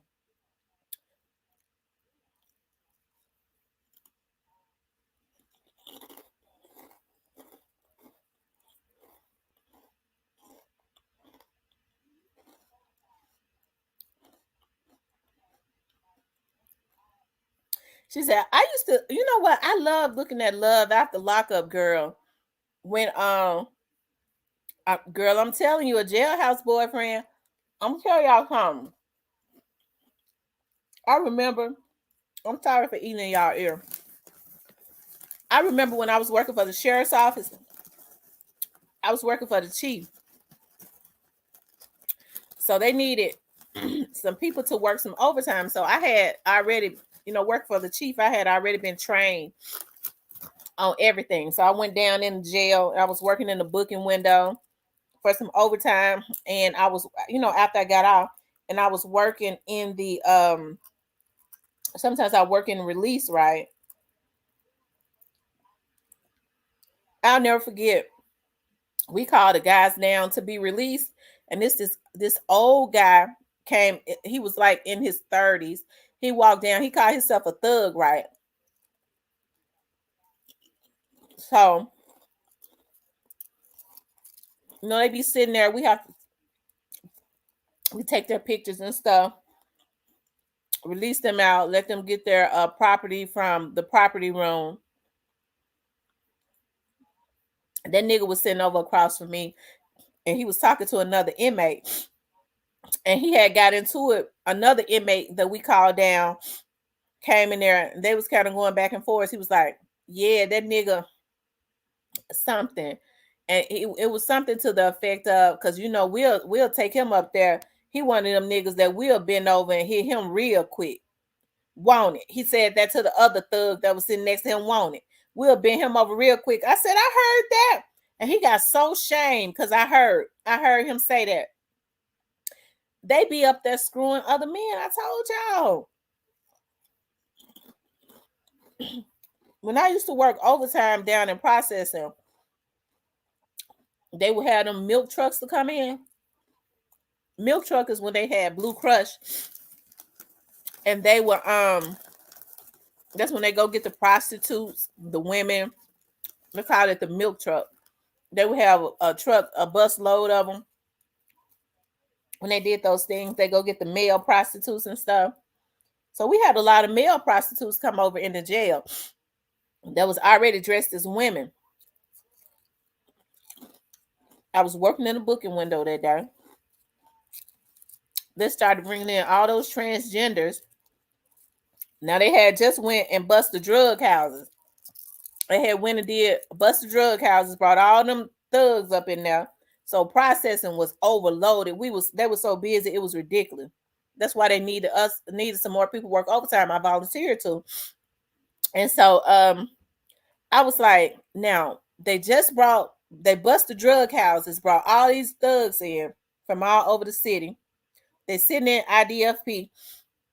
Now here come the milk truck with the transgenders that been out there prostituting. They had their weave and stuff in their head. They still had on their weave and stuff. When they go over there, they dress out when they get in IDFP, so they still had on their clothes and stuff that they prostitute in. I said, I'm gonna see how these thugs are going to interact with these transgenders, because they had to be brought to the man's jail. I was in the booking window. That was a glass where we could see over in IDFP. When I opened that door, when I popped that door and let all those transgenders in IDFP after I finished fingerprinting them, I ran to the window to see how those thugs was going to interact with them. I kid you not. Some of them, only a few of them, they started moving over to the other side of the room because they didn't want to be sitting there. They was moving. A lot of those thugs that had already been processed and that was sitting waiting to be housed, they started looking at those transgenders. They started looking at those transgenders up and down like they would look at a woman, grinning and stuff. I'm telling you.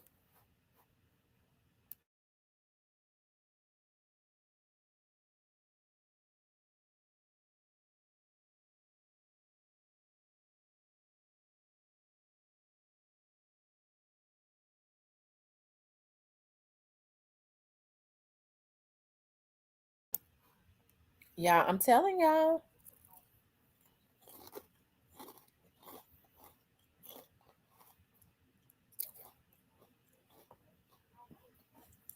He said nobody ever talks about how Gotti and Dolph once shared the stage. We talked about it. We talked about how, Gotti and Dolph was cool at one time. I really hate that it went as far as it did. Because, we had supported Yo Gotti's music. We had supported Yo Gotti's music and stuff. And I knew Yo Gotti's music, even though I'm not a real big rap person. I knew Yo Gotti's music before I knew Young Dolph's music, because Yo Gotti had came from my era.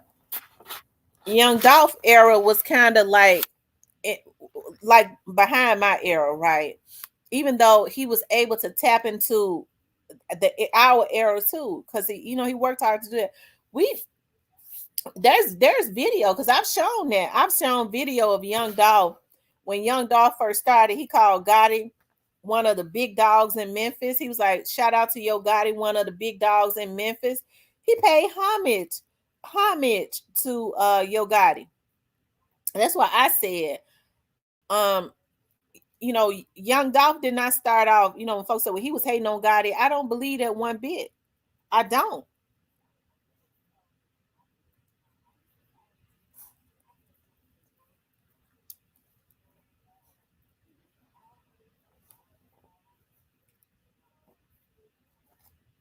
Riley, I'm not playing with you. Remy, why you keep turning around? You want him to? I'm gonna have to start watching her because I think she want him to jump on her back. She keep turning around to him, and his little short butt just ready. It's sad people may have more than you, but see you as a threat. Looking right. I think the problem with people is they want to stop you. They feel like they can stop you before you even get started. If I stop her, if I stop him, they don't they won't go past me. A lot of these people just a lot of folks are just crazy. I'm telling you they are. I promise you I'm gonna end up having some puppies. I was looking at I was like, these dogs are in heat and they've been in heat now for a while. She probably be already pregnant because she getting fat. I was like, I think Yorkie, full-blooded Yorkie puppies go for like 2,500 a piece. I just can't get past like I'm like they people like why don't you let them dogs mate in peace? I'm like, but she my she's my baby. I don't want to see him humping on her.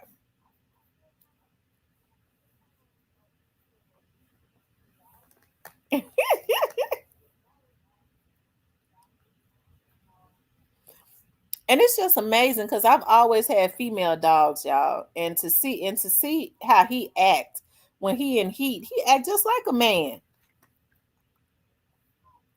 He be jumping around, hopping, and y'all ought to see him.